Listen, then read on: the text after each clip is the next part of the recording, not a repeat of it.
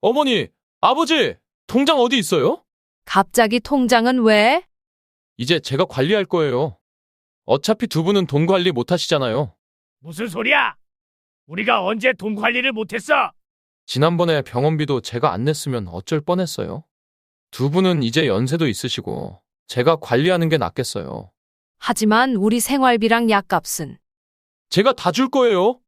매달 용돈 드릴게요. 그러니까 통장 내놓으세요. 이 녀석이 정말 내가 언제부터 우리 재산을 관리할 권리가 생긴 거야? 아니, 제 말은 내 말이 뭐야? 우리더러 거지처럼 내 용돈을 받고 살라고? 이 집은 우리 집이고 그 통장도 우리 돈이야. 왜 이렇게 오해하세요? 저는 그냥 두 분 편하라고 그러는 거예요. 요즘 노인분들 사기 당하는 거 많잖아요. 여보, 진정해요. 무슨 진정을 해? 이 녀석이 대놓고 우리 돈을 빼앗으려는데. 제가 빼앗는 게 아니라 관리해 준다니까요. 어머니, 통장 좀 주세요. 제발요. 아들아, 그래도 그건 진짜 답답하네. 통장 내놓으라고요. 이 불효자식! 내가 감히 부모한테 소리를 질러! 당장 사과해! 이러니까 제가 관리하겠다는 거예요. 두 분 다 정신이 없으시잖아요. 그만해, 둘 다. 아들아, 우리가 아직 정신 나가지는 않았어. 통장은 우리가 관리할 거야. 그래요. 그럼 나중에 문제 생겨도 저한테 기대지 마세요. 어차피 전 그냥 두 분 걱정해서 그런 거니까. 당장 나가! 이 집에서 당장 나가! 뭐라고요? 이게 누구 집인데요? 우리 집이야! 당장 짐 싸서 나가! 여보, 진정해요. 아들아, 오늘은 그만하자. 다들 흥분했어. 알았어요. 그냥 제가 물러설게요. 하지만 두 분, 나중에 후회하지 마세요. 저놈 정말 내가 키운 아들이 맞나 싶어. 여보, 울지 마! 저놈은 이미 우리 아들이 아니야! 저렇게 부모를 대하는 놈은. 여러분, 오늘의 사연, 통장을 내놓으라는 아들 어떠셨나요? 가족 간에 벌어질 수 있는 돈 문제, 마음이 좀 무거우셨을 것 같아요. 아들은 부모님 재산을 관리하겠다고 하지만 그 방식이 너무 일방적이고 강압적이네요. 혹시 정말 걱정해서 나온 행동일까요? 아니면 다른 의도가 있는 걸까요? 여러분이라면 어떻게 느끼셨을지 댓글로 알려주세요. 특히 결혼을 앞두신 분들, 이런 상황이 벌어진다면 어떻게 대처하실 건가요? 시부모님과 남편 사이 또는 장인장모님과 아내 사이에서 이런 갈등이 생긴다면 정말 난감하겠죠. 오늘 사연 에피소드도 정말 충격적인데요. 과연 어머니는 어떤 결정을 내리게 될까요? 궁금하신 분들은 구독과 좋아요 꼭 눌러주시고 알림 설정도 해두세요. 시작합니다. 바람이 서늘하게 불던 가을이었습니다. 남편과 저는 오랜 시간 둘이서 정을 들인 2층 집에서 평온한 노후를 보내고 있었습니다. 햇살이 드는 1층 거실에서 남편은 신문을 읽고 저는 작은 화분들에 물을 주며 하루를 시작하는 것이 저희의 일상이었습니다. 70대에 접어든 나이, 자식 키우는 고생도 다 끝내고 이제는 저희 둘만의 시간을 누리고 있었습니다. 그런데 그 평온한 일상의 변화가 찾아왔습니다. 어머니, 아파트 계약금을 걸어놨는데 입주까지 시간이 좀 걸려서요. 잠시만 함께 지내도 될까요? 아들이 어느 날 아내와 함께 찾아와 말했습니다. 저는 망설임 없이 고개를 끄덕였습니다. 잠시라는 말이 이렇게 긴 시간이 될 줄은 몰랐습니다. 처음 한 달은 정말 행복했습니다. 아들 내외가 2층 한 방을 쓰고 저희는 1층 주방과 가까운 안방을 쓰기로 했습니다. 아침마다 함께 식사를 하고 저녁이면 둘러앉아 오순도순 이야기를 나누었습니다. 하지만 함께 지내는 시간이 길어지면서 조금씩 변화가 느껴지기 시작했습니다. 가장 먼저 눈에 띈 것은 거실에 있던 제 화분들이 하나둘 베란다로 옮겨졌다는 것이었습니다. 제가 항상 앉던 소파 자리에는 아들 내외의 짐이 쌓이기 시작했고 며느리가 가져온 새 가구들이 저희 가구들을 대체해갔습니다. 처음에는 그저 아들 내외가 편하게 지냈으면 하는 마음에 별말 없이 양보했습니다. 어머니, 이 장식장은 좀 오래된 것 같은데 저희가 새로 산 것으로 바꿔도 될까요? 며느리의 말에 저는 웃으며 고개를 끄덕였습니다. 30년 넘게 써온 장식장이었지만 아들 내외를 위해 양보할 수 있었습니다. 하지만 그 다음 날은 또 다른 가구였고 그 다음 주에는 또 다른 공간이었습니다. 3개월이 지났을 때 1층 거실은 이미 제가 알던 모습이 아니었습니다. 아들 내외의 물건들로 가득 찼고 저희의 흔적은 조금씩 지워져 갔습니다. 남편의 안락의자는 창고로 들어갔고 제가 아끼던 티테이블은 어느새 다락방에 처박혀 있었습니다. 하지만 저는 아직도 임시로 함께 사는 중이라고 생각했습니다. 6개월이 되던 날 저는 조심스럽게 아들에게 물었습니다. 새 집은 언제쯤 들어갈 수 있니? 아들의 대답은 의외로 담담했습니다. 아, 그거요? 사실 계약금 날렸어요. 지금 부동산 시장이 안 좋아서 다시 알아보고 있는데 시간이 좀 걸릴 것 같아요. 괜찮으시죠? 그 말을 들었을 때 저는 뭔가 이상한 느낌이 들었습니다. 하지만 곧바로 그 생각을 털어냈습니다. 결국 제 아들이고 저희가 도와주는 게 당연하다고 스스로를 위로했습니다. 그런데 그날 밤 부엌에서 물을 마시려고 내려왔을 때 들은 아들과 며느리의 대화는 제 가슴을 철렁 내려앉게 했습니다. 여기 좋잖아. 왜 굳이 돈 들여 이사가? 어차피 나중에 우리 집 될 텐데. 며느리의 말에 아들이 키득거리며 웃는 소리가 들렸습니다. 그 순간 제 머릿속에서 뭔가가 깨지는 소리가 들리는 것 같았습니다. 유리잔을 들고 있던 제 손이 떨렸고 차가운 물 한 모금이 목구멍에 걸려 기침이 나왔습니다. 누구세요? 어둠 속에서 며느리의 목소리가 들렸습니다. 저는 아무 말도 할 수 없었습니다. 그저 물 마시러 왔어. 라고 짧게 대답하고 다시 계단을 올라갔습니다. 방으로 돌아와 남편 옆에 누웠지만 잠은 오지 않았습니다. 임시라는 말의 의미가 완전히 달라져 있었습니다. 그 후로 한 달이 더 지났습니다. 1층은 이제 완전히 아들 부부의 공간이 되었고 저희는 2층에만 머물게 되었습니다. 계단을 오르내리는 일이 많아지자 남편의 무릎 통증도 심해졌습니다. 하지만 이제는 아무 말도 꺼낼 수 없었습니다. 집은 저희 것이었지만 어느새 손님이 되어 있었습니다. 어느 날 아침 저는 거실에 내려가 커피를 마시고 있었습니다. 며느리가 친정어머니와 함께 들어왔고 저를 보자 대화가 멈추었습니다. 어색한 침묵이 흘렀습니다. 아, 어머니. 저희 엄마가 놀러 왔어요. 어머니도 커피 한 잔 드실래요? 며느리의 말투에서 약간의 거리감이 느껴졌습니다. 그리고 저는 깨달았습니다. 이제 이 집에서 저는 어머니라는 호칭만 남은 채 실질적으로는 외부인이 되어가고 있었습니다. 며느리의 어머니는 저보다 훨씬 자유롭게 주방을 드나들며 음식을 만들고 있었습니다. 저는 그저 멀리서 지켜볼 수밖에 없었습니다. 집을 나서며 며느리의 어머니가 말했습니다. 내일 또 올게. 그들의 대화 속에 저는 없었습니다. 제 존재감이 점점 희미해져 가는 느낌이었습니다. 그날 밤 남편에게 이런 상황에 대해 이야기했습니다. 여보, 우리가 뭔가 해야 하지 않을까요? 남편은 한숨을 쉬며 대답했습니다. 그래도 우리 아들이잖아. 좀 더 지켜보자. 매달 25일이면 저희 부부의 연금이 입금되었습니다. 남편은 공무원으로 30년을 근무했고 저도 작은 학원을 운영하며 모아둔 국민연금이 있었습니다. 많은 금액은 아니었지만 저희 부부가 절약해서 생활하면 병원비와 생활비로 충분한 돈이었습니다. 아들 부부와 함께 살게 된 지 2달째 되던 날 연금이 입금된 그날 아침이었습니다.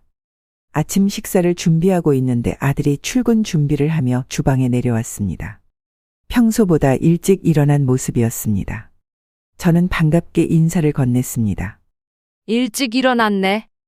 밥 먹고 갈래? 아들은 조금 어색한 웃음을 지으며 커피를 한 잔 따랐습니다. 뭔가 말하고 싶은 듯 망설이는 기색이 역력했습니다. 어머니, 지금 좀 급한 일이 생겼어요. 저는 아들의 표정에서 무슨 일인지 대충 짐작이 갔습니다. 아들이 말을 이었습니다. 회사에서 프로젝트 때문에 경비를 미리 써야 하는데 다음 주에 돈이 들어올 거예요. 그때 바로 갚을게요. 오늘 연금 들어오시죠? 저는 잠시 망설였습니다.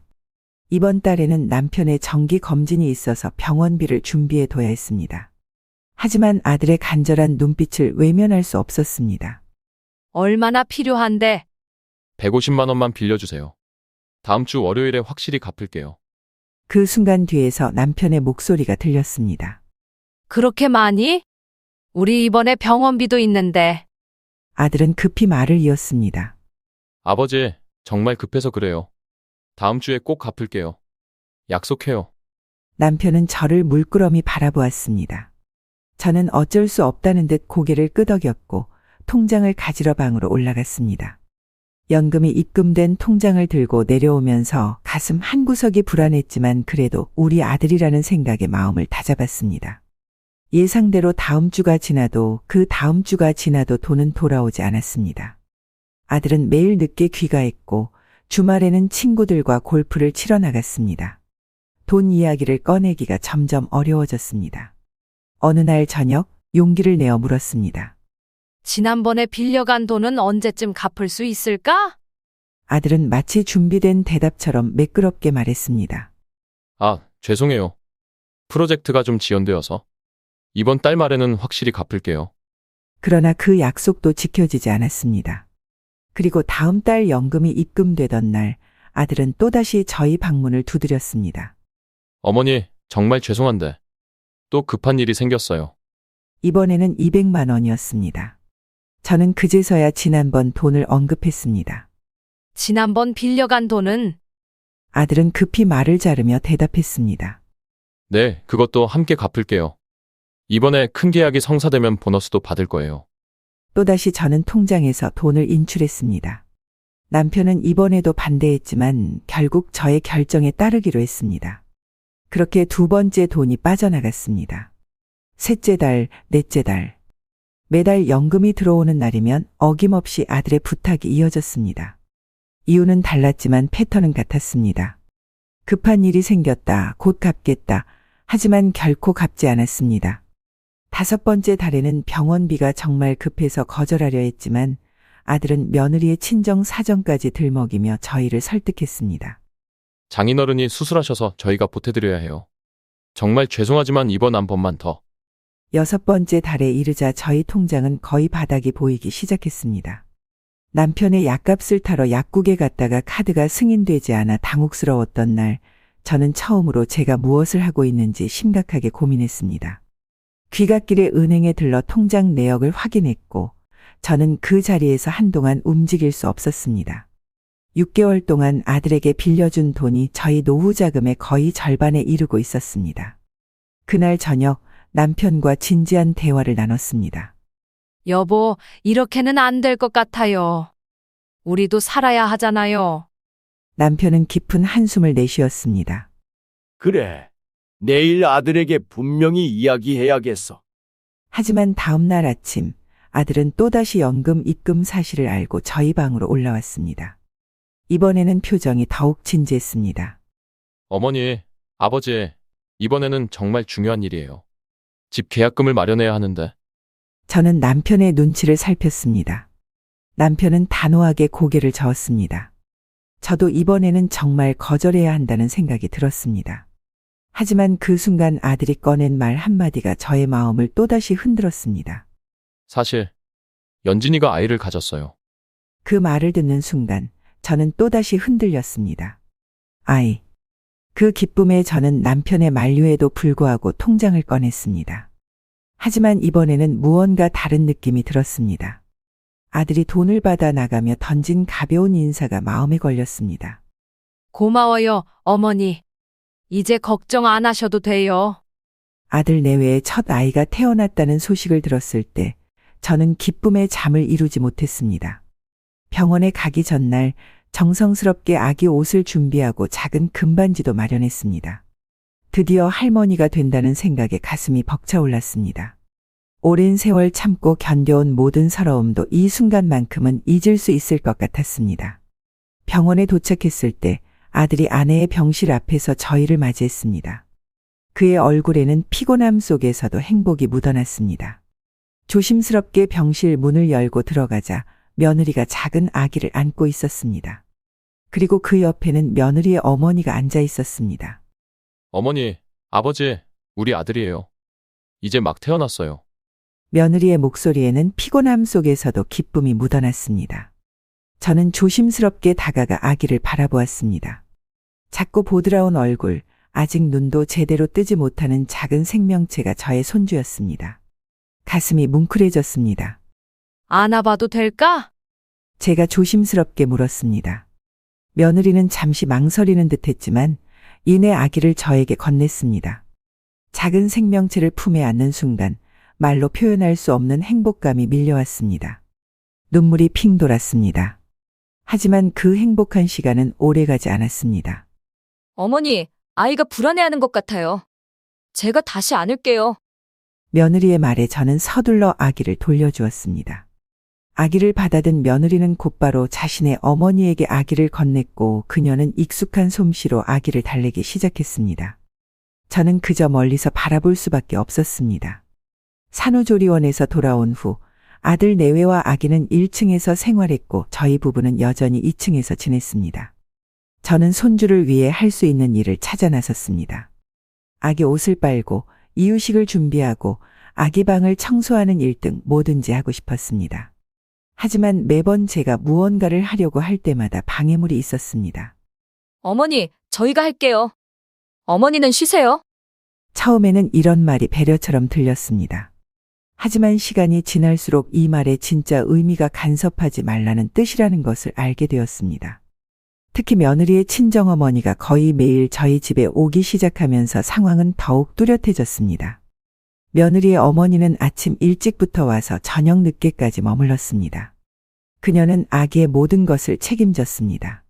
목욕시키기, 옷 갈아입히기, 재우기. 이 모든 일을 그녀가 했습니다. 반면 저는 그저 멀리서 지켜볼 수밖에 없었습니다. 어느 날 용기를 내어 아기를 안아보려 했습니다.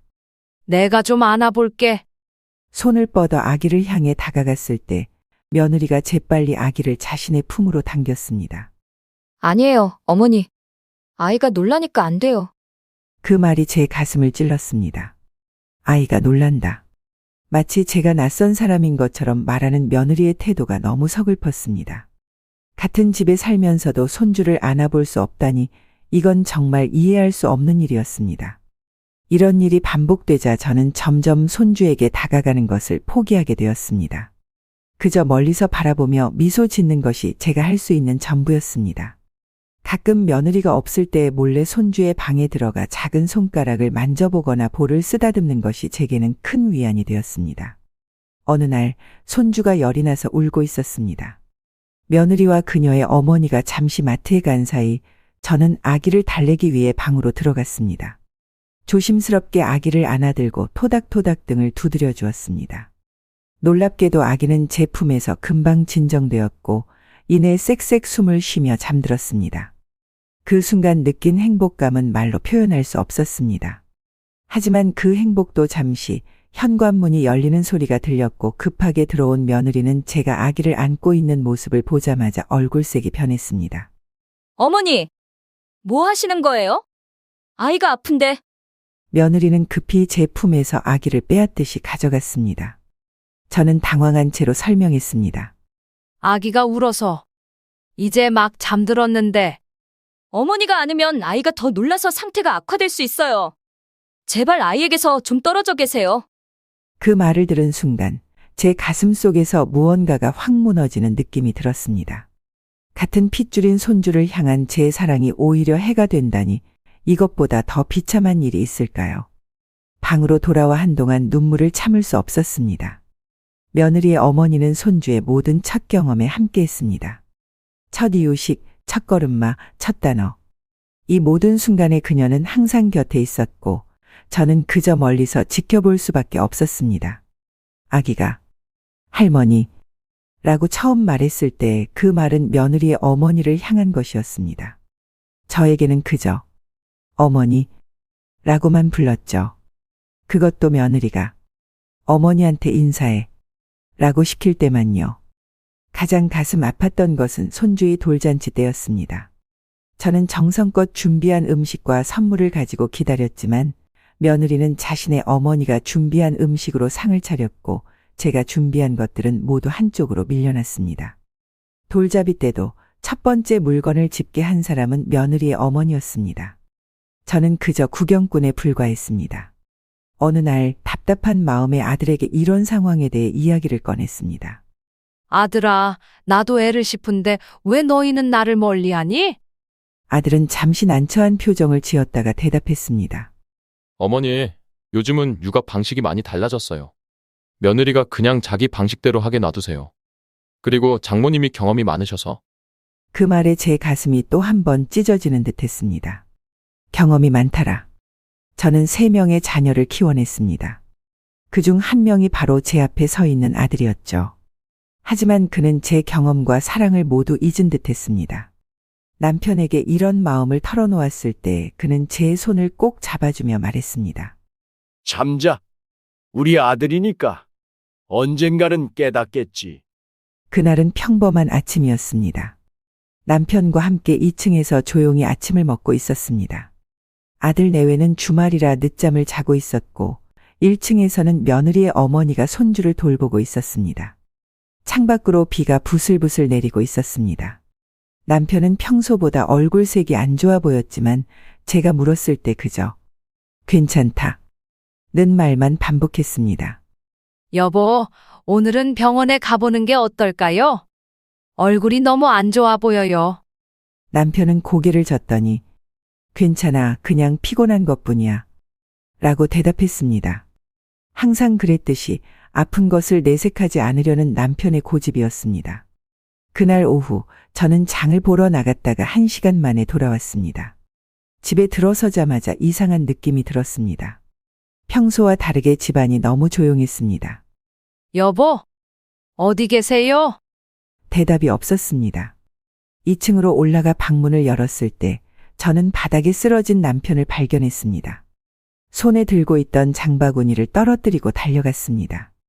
남편의 얼굴은 창백했고 이마에는 식은땀이 흘러내리고 있었습니다. 심장이 멎는 듯한 공포가 엄습했습니다. 여보, 정신 차려요. 여보, 제 목소리가 온 집안에 울려 퍼졌습니다. 곧 아들이 뛰어 올라왔고 119에 전화를 걸었습니다. 구급차가 도착할 때까지의 시간이 제게는 한 세기처럼 느껴졌습니다. 남편의 손을 꼭 잡고 떨리는 목소리로 계속 말을 걸었습니다. 곧 구급차가 올 거예요. 조금만 버텨요. 제발. 구급차가 도착하고 남편은 병원으로 실려갔습니다. 제가 구급차에 올라타려 할 때 아들이 제 팔을 잡았습니다. 어머니, 제가 따라갈게요. 어머니는 집에서 기다리세요. 저는 단호하게 고개를 저었습니다. 아니, 내가 가야 해. 구급차 안에서 남편의 손을 놓지 않고 병원에 도착했습니다. 응급실에서 의사들이 남편을 검사하는 동안 저는 기도하는 마음으로 기다렸습니다. 아들도 함께 기다렸습니다. 1시간 후 의사가 저희를 불렀습니다. 뇌졸 중입니다. 다행히 빨리 병원에 오셔서 생명에는 지장이 없지만 상태가 아직 위중합니다. 중환자실에서 집중 치료를 받으셔야 합니다. 그 말에 저는 다리에 힘이 빠져 의자에 주저앉고 말았습니다. 중환자실. 그 말만으로도 가슴이 무너지는 것 같았습니다. 아들이 제 어깨를 토닥이며 위로했습니다. 어머니, 괜찮을 거예요. 아버지는 강하신 분이잖아요. 그날 밤 저는 병원 대기실에서 밤을 샜습니다. 아들은 내일 출근해야 해서 라며 집으로 돌아갔습니다. 저는 그것이 당연하다고 생각했습니다. 결국 젊은 사람은 일을 해야 하니까요. 하지만 다음 날도 그 다음 날도 아들은 병원에 오지 않았습니다. 중환자실에서 사흘이 지나고 남편은 일반 병실로 옮겨졌습니다. 의사는 제게 중요한 이야기를 했습니다. 환자분이 일반 병실로 옮기긴 했지만 아직 혼자서는 아무것도 할 수 없는 상태입니다. 24시간 간병이 필요합니다. 가족 중에 간병하실 분이 있으신가요? 아니면 간병인을 고용하셔야 합니다. 간병인 비용은 하루에 15만 원이라고 했습니다. 저는 망설임 없이 제가 직접 간병하겠습니다. 라고 대답했습니다. 하지만 제 나이가 70대인 것을 알게 된 의사는 걱정스러운 표정을 지었습니다. 어르신, 간병은 체력적으로 매우 힘든 일입니다. 가족 중에 번갈아 도와주실 분이 안 계신가요? 저는 아들에게 전화를 걸었습니다. 병원 상황과 간병인이 필요하다는 사실을 설명했습니다. 아들아, 내 아버지가 간병이 필요하대. 내가 좀 도와줄 수 있겠니? 내가 계속 병원에 있으면 체력적으로 너무 힘들 것 같아. 전화기 너머로 들리는 아들의 목소리는 어쩐지 불편해 보였습니다. 어머니, 저도 회사에서 중요한 프로젝트가 있어서요. 시간을 내기가 정말 어려워요. 그리고 아이도 있고. 저는 그 말을 끝까지 듣지 못하고 전화를 끊었습니다. 눈물이 왈칵 쏟아졌지만 재빨리 닦아냈습니다. 이제 남편을 돌볼 사람은 저밖에 없었습니다. 그렇게 저희 병원 생활이 시작되었습니다. 병원에서 주는 작은 간이 침대에서 자면서 밤낮으로 남편을 돌보았습니다. 밥을 떠먹여주고 몸을 닦아주고 대소변을 받아내고 욕창이 생기지 않도록 주기적으로 체위를 바꿔주었습니다. 70대의 나이에 이 모든 일을 혼자 하는 것은 결코 쉽지 않았습니다. 밤에는 남편이 신음소리를 낼 때마다 번쩍 일어나 확인했고, 낮에는 병원 식단과 약을 챙기느라 쉴 틈이 없었습니다. 일주일이 지났을 때 저는 극도의 피로감을 느꼈습니다. 다리는 퉁퉁 부어 있었고 허리는 끊어질 듯 아팠습니다. 하지만 남편의 상태가 조금씩 나아지는 것을 볼 때마다 새로운 힘이 솟았습니다. 열흘째 되는 날 병실 문이 열리고 아들이 들어왔습니다. 그는 과일 바구니를 들고 있었습니다. 어머니, 어떻게 지내세요? 많이 힘드시죠? 그 말에 갑자기 모든 감정이 복받쳐 올랐습니다. 열흘 동안의 외로움과 고통 그리고 배신감이 한꺼번에 쏟아져 나왔습니다. 아들아, 내 아버지가 쓰러졌는데 넌 왜 이제 왔니? 내가 얼마나 힘들었는지? 목소리가 떨렸습니다. 아들은 잠시 어색한 표정을 지었다가 곧 변명하기 시작했습니다. 정말 바빴어요, 어머니. 회사에서 중요한 프로젝트가 있어서. 그리고 집에도 아기가 있고. 그 순간 저는 깨달았습니다. 제가 혼자 병원에서 남편을 간병하는 동안 아들은 자신의 삶을 평소처럼 살았다는 것을. 출근하고 퇴근하고 주말에는 아마도 여가를 즐겼을 것입니다. 아픈 아버지의 병간호를 도울 생각은 전혀 하지 않았던 것이죠. 아들은 1시간 정도 병실에 머물다가 집에 가봐야 한다. 며 서둘러 자리를 떴습니다. 떠나기 전 그는 말했습니다. 어머니, 간병인을 쓰시는 게 어때요? 제가 비용을 조금 도울게요. 저는 그저 미소로 대답했습니다. 하지만 제 마음은 이미 돌처럼 굳어 있었습니다. 이것이 제가 그토록 사랑하고 키워온 아들의 모습인가. 생각할수록 가슴이 아팠습니다. 3주간의 병간호 끝에 남편은 퇴원할 수 있을 정도로 회복되었습니다. 퇴원 당일 저는 간호사들에게 감사 인사를 전했습니다. 그들은 제게 놀라운 말을 했습니다. 할머니, 정말 대단하세요. 이렇게 연세 드신 분이 혼자서 3주 동안 간병하시다니. 아드님이 한 번도 밤에 교대해주지 않으셨다면서요? 그 말에 저는 그저 웃을 수밖에 없었습니다. 아들이 한 번도 밤에 교대해주지 않았다는 것이 간호사들에게도 이상하게 보였던 것이죠. 퇴원하는 날 아들이 차를 가지고 병원에 왔습니다. 남편을 부축해 차에 태우고 저희는 집으로 향했습니다. 차 안에서 아들은 말했습니다. 어머니, 정말 고생 많으셨어요. 이제 집에 오시면 좀 쉬세요. 제가 아버지 병간호 도울게요. 저는 그 말을 믿지 않았습니다. 3주 동안 단 한 번도 병간호를 돕지 않았던 아들이 갑자기 도와준다니. 그저 립서비스에 불과하다는 것을 저는 알고 있었습니다. 집에 도착했을 때 며느리가 현관에서 저희를 맞이했습니다. 그녀의 표정에는 걱정이라기보다는 불편함이 더 많이 묻어 있었습니다.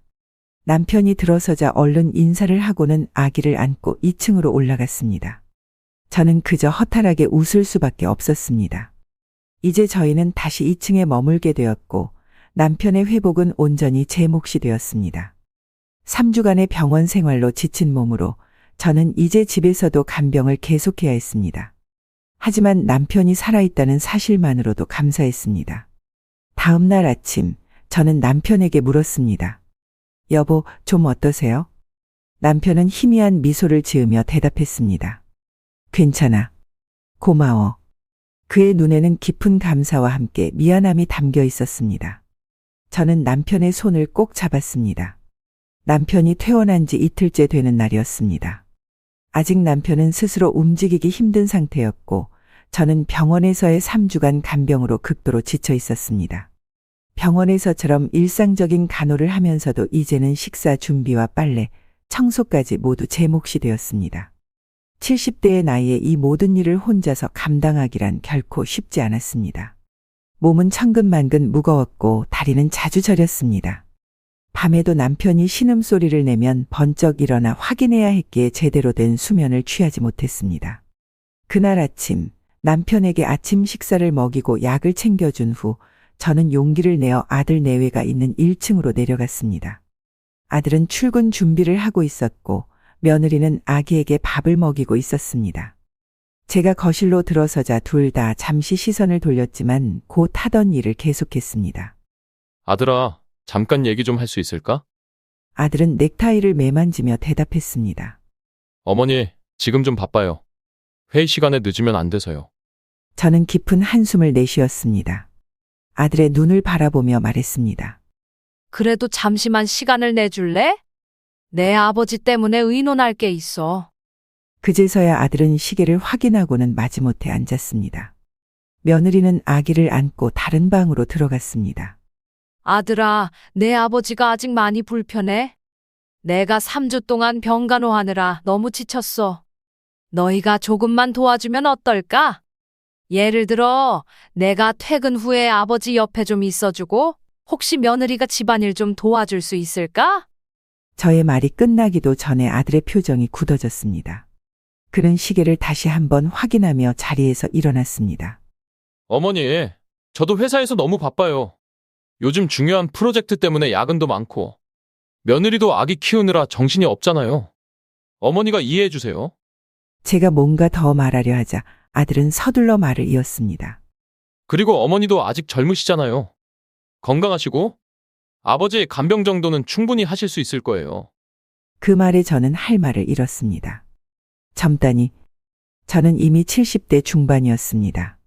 3주 동안의 병간호로 허리는 굽고 무릎은 아파서 계단을 오르내리기도 힘든 상태였습니다. 그런데 아들은 저를 젊다고 표현했습니다. 그것은 단지 도움을 주지 않으려는 변명에 불과했습니다. 아들은 서류 가방을 들고 현관문을 향해 걸어갔습니다.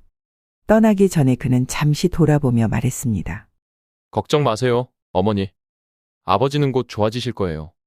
오늘 늦게 들어올 것 같아요. 회식이 있어서. 문이 닫히고 저는 그 자리에 홀로 남았습니다.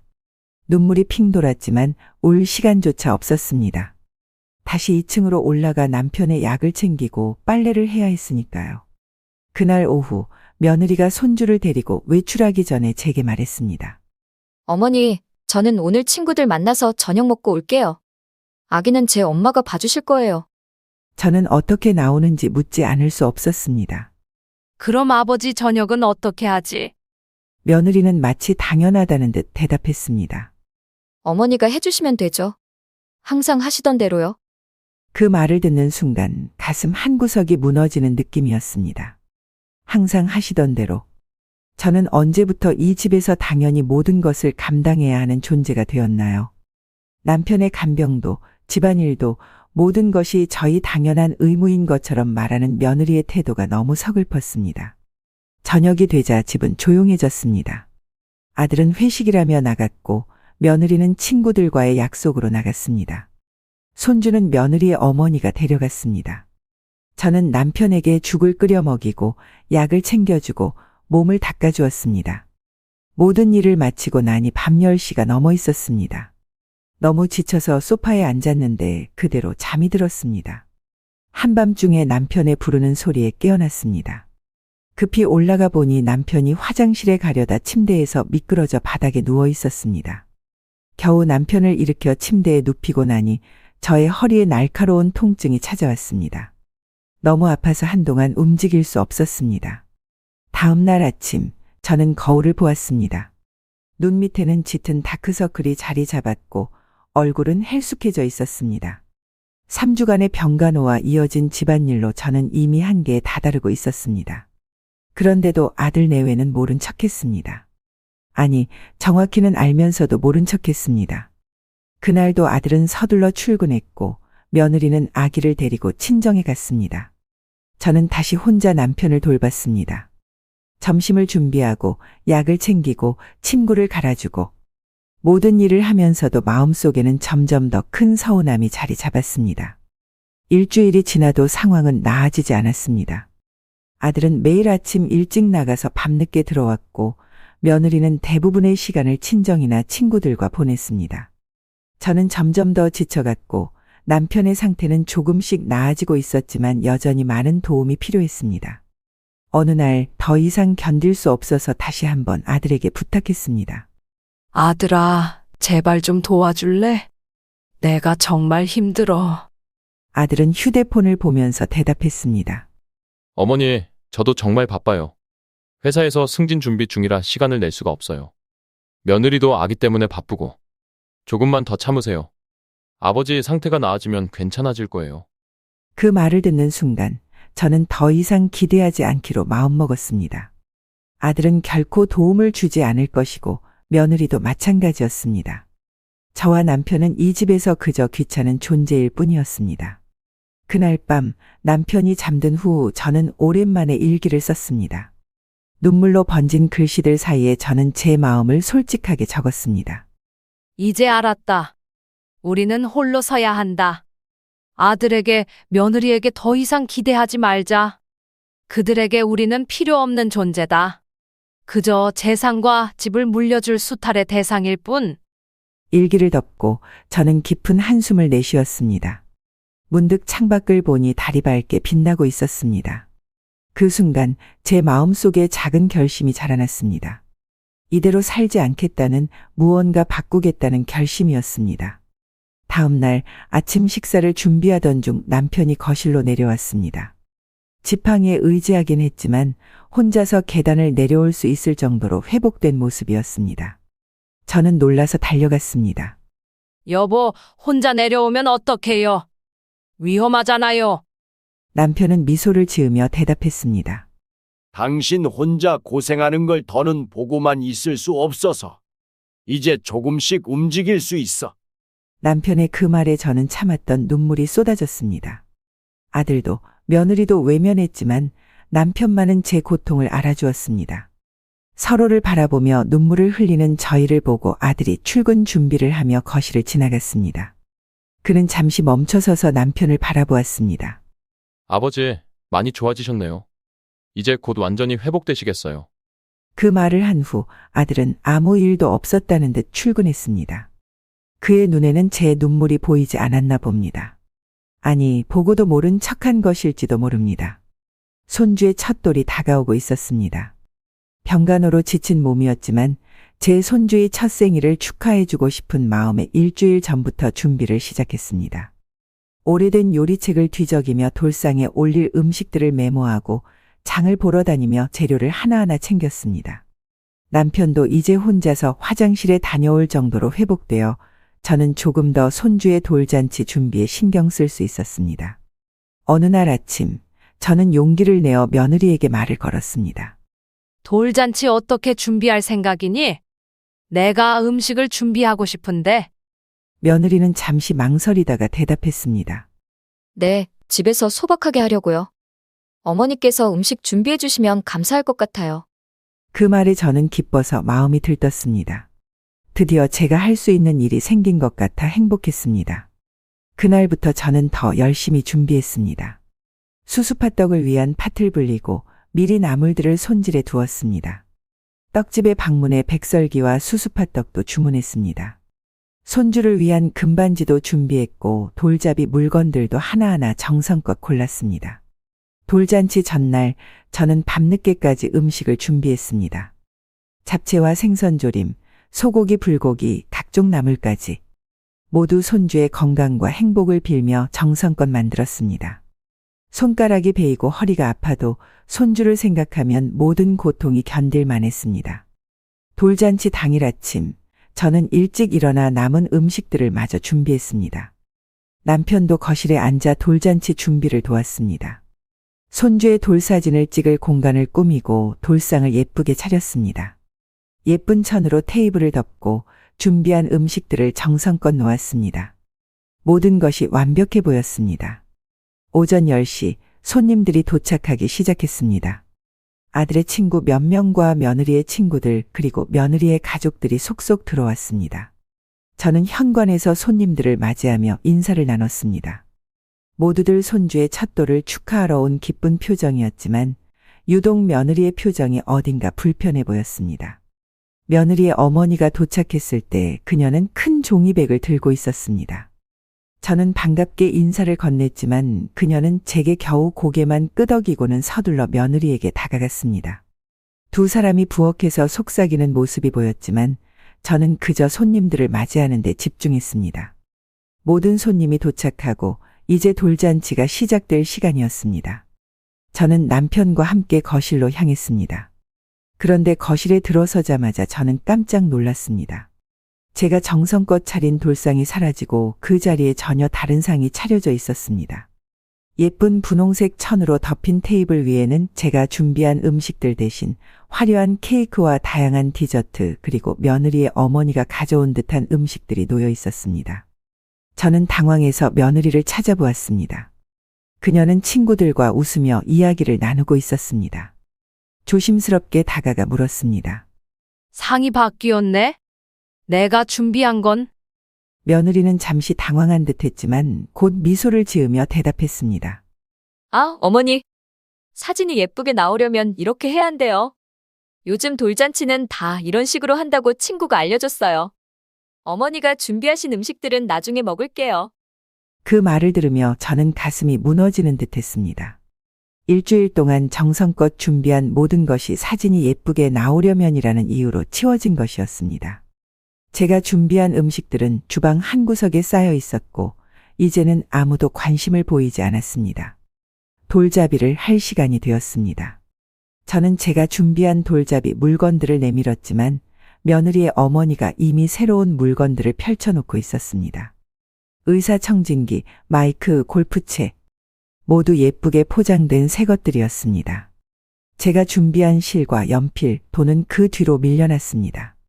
사진 찍을 때는 이쪽으로 놓아야 더 예쁘게 나와요. 며느리의 어머니가 말하며 제가 준비한 물건들을 더 뒤로 밀었습니다. 아무도 제 마음을 이해하지 못하는 것 같았습니다. 심지어 아들조차 그저 옆에서 웃으며 사진을 찍을 뿐이었습니다. 돌잡이가 시작되고 손주는 마이크를 집었습니다.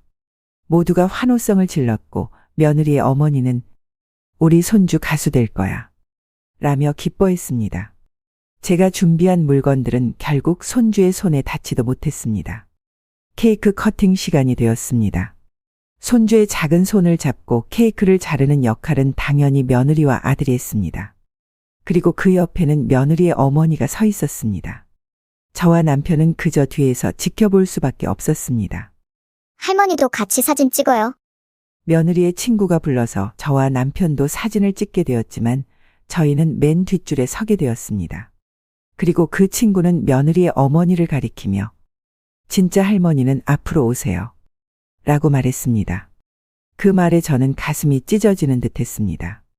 진짜 할머니, 저는 무엇이었을까요? 가짜 할머니였을까요? 돌잔치가 끝나고 손님들이 돌아간 후 저는 주방에 앉아 있었습니다. 제가 준비한 음식들은 거의 손도 대지 않은 채 남아 있었습니다.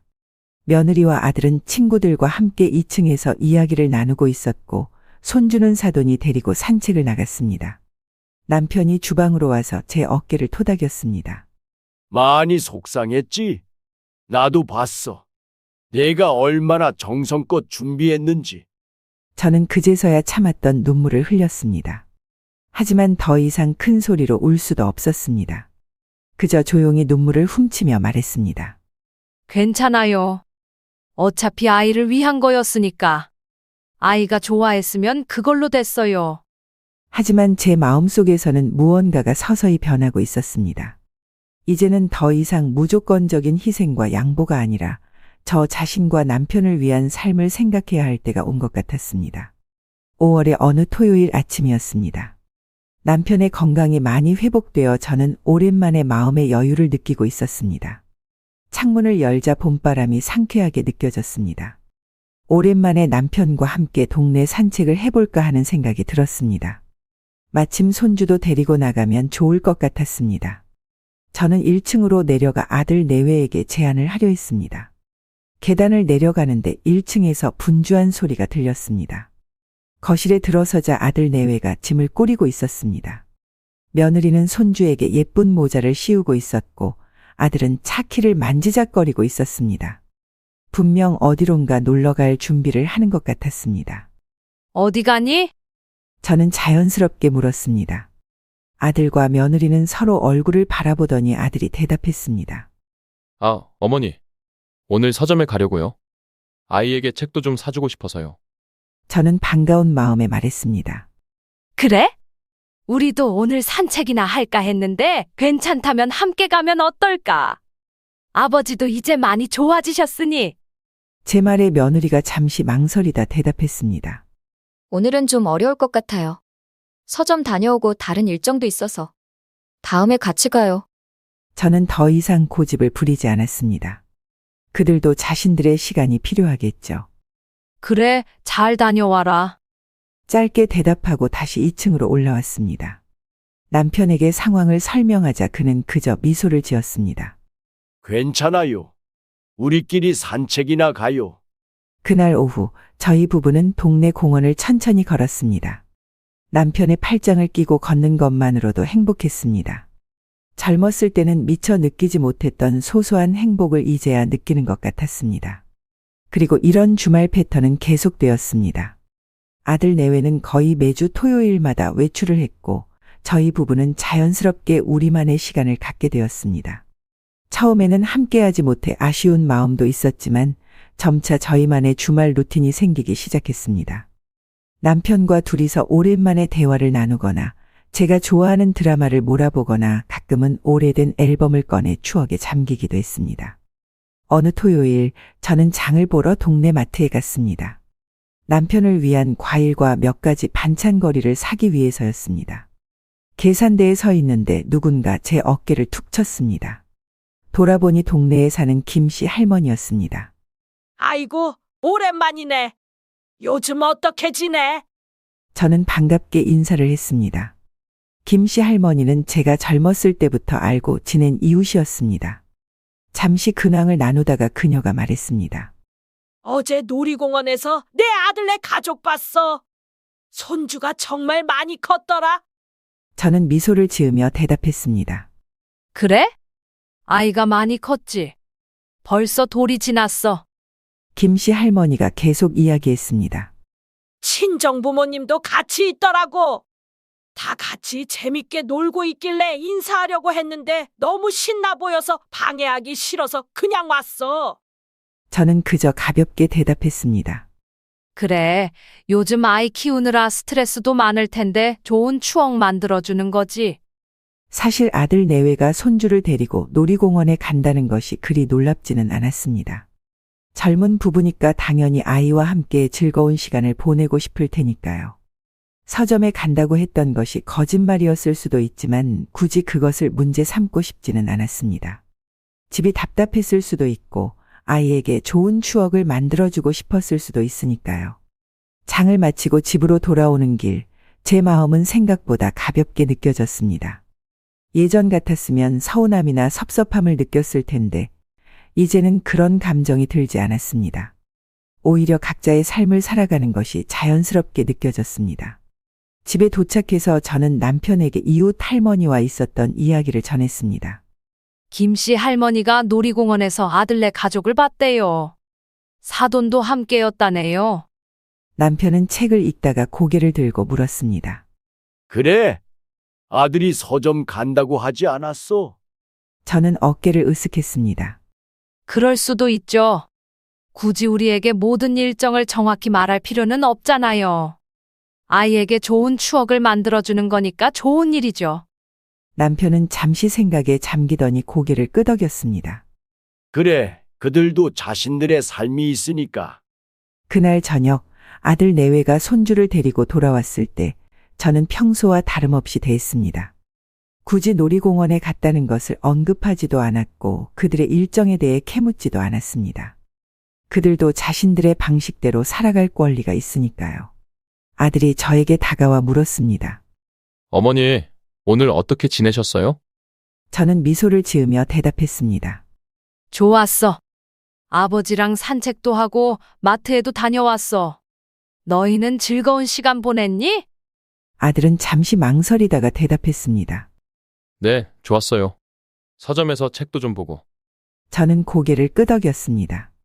진실을 말하지 않는 아들이 안타깝기도 했지만 그것이 우리 관계의 본질을 바꾸지는 않는다고 생각했습니다. 시간이 지나면 자연스럽게 모든 것이 자리를 잡을 테니까요. 이제 저는 아들 내외와 함께 사는 것을 단순히 같은 공간에 있는 것으로 받아들이게 되었습니다. 서로에게 기대하지 않고 각자의 삶을 존중하는 방식으로 지내는 것이 더 편안하게 느껴졌습니다. 5월의 마지막 날이었습니다. 제 70번째 생일이었지만 특별한 느낌은 없었습니다. 나이를 먹는다는 것이 더 이상 특별한 의미를 갖지 않는 나이가 되었나 봅니다. 아침에 일어나 평소와 다름없이 남편의 아침을 챙기고 남편은 제게 작은 카네이션 한 송이를 건네며 생일을 축하해 주었습니다. 생일 축하해요. 올해도 건강하게 함께 보내자고요. 남편의 따뜻한 말 한마디에 가슴이 뭉클해졌습니다. 함께한 50년 동안 그는 단 한 번도 제 생일을 잊은 적이 없었습니다. 비록 화려한 선물은 아니었지만 그의 진심 어린 축하가 저에게는 가장 큰 선물이었습니다. 저는 특별히 생일이라고 축하받고 싶은 마음은 없었습니다. 하지만 유일한 아들이 알아주면 좋겠다는 생각은 있었습니다. 평소 같으면 아침 식사 시간에 아들과 며느리를 만날 수 있었지만 그날은 아들 내외가 일찍 출근했다며 보이지 않았습니다. 아들 방에 들어가 확인해 보니 이미 방은 비어 있었고 부엌 테이블 위에는 메모가 하나 놓여 있었습니다. 오늘 일찍 출근합니다. 저녁에 약속이 있어서 늦을 것 같아요. 제 생일이라는 언급은 없었습니다. 아마도 잊은 모양이었습니다. 하지만 저는 그런 감정을 금방 떨쳐냈습니다. 아들도 자신의 삶이 있고 제가 그의 모든 일정을 점유할 수는 없으니까요. 남편에게 메모를 보여주자 그는 한숨을 쉬었습니다. 같이 저녁이나 먹으러 가요. 우리끼리라도 즐겁게 보내자고요. 저는 고개를 끄덕였습니다. 남편과 함께 저녁에 근처 식당에 가서 간단히 생일 식사를 하기로 했습니다. 낮에는 평소처럼 집안일을 하고 오후에는 잠시 동네 친구들과 차를 마셨습니다. 친구들은 제 생일을 알고 작은 선물을 준비해왔고 함께 웃고 떠들며 즐거운 시간을 보냈습니다.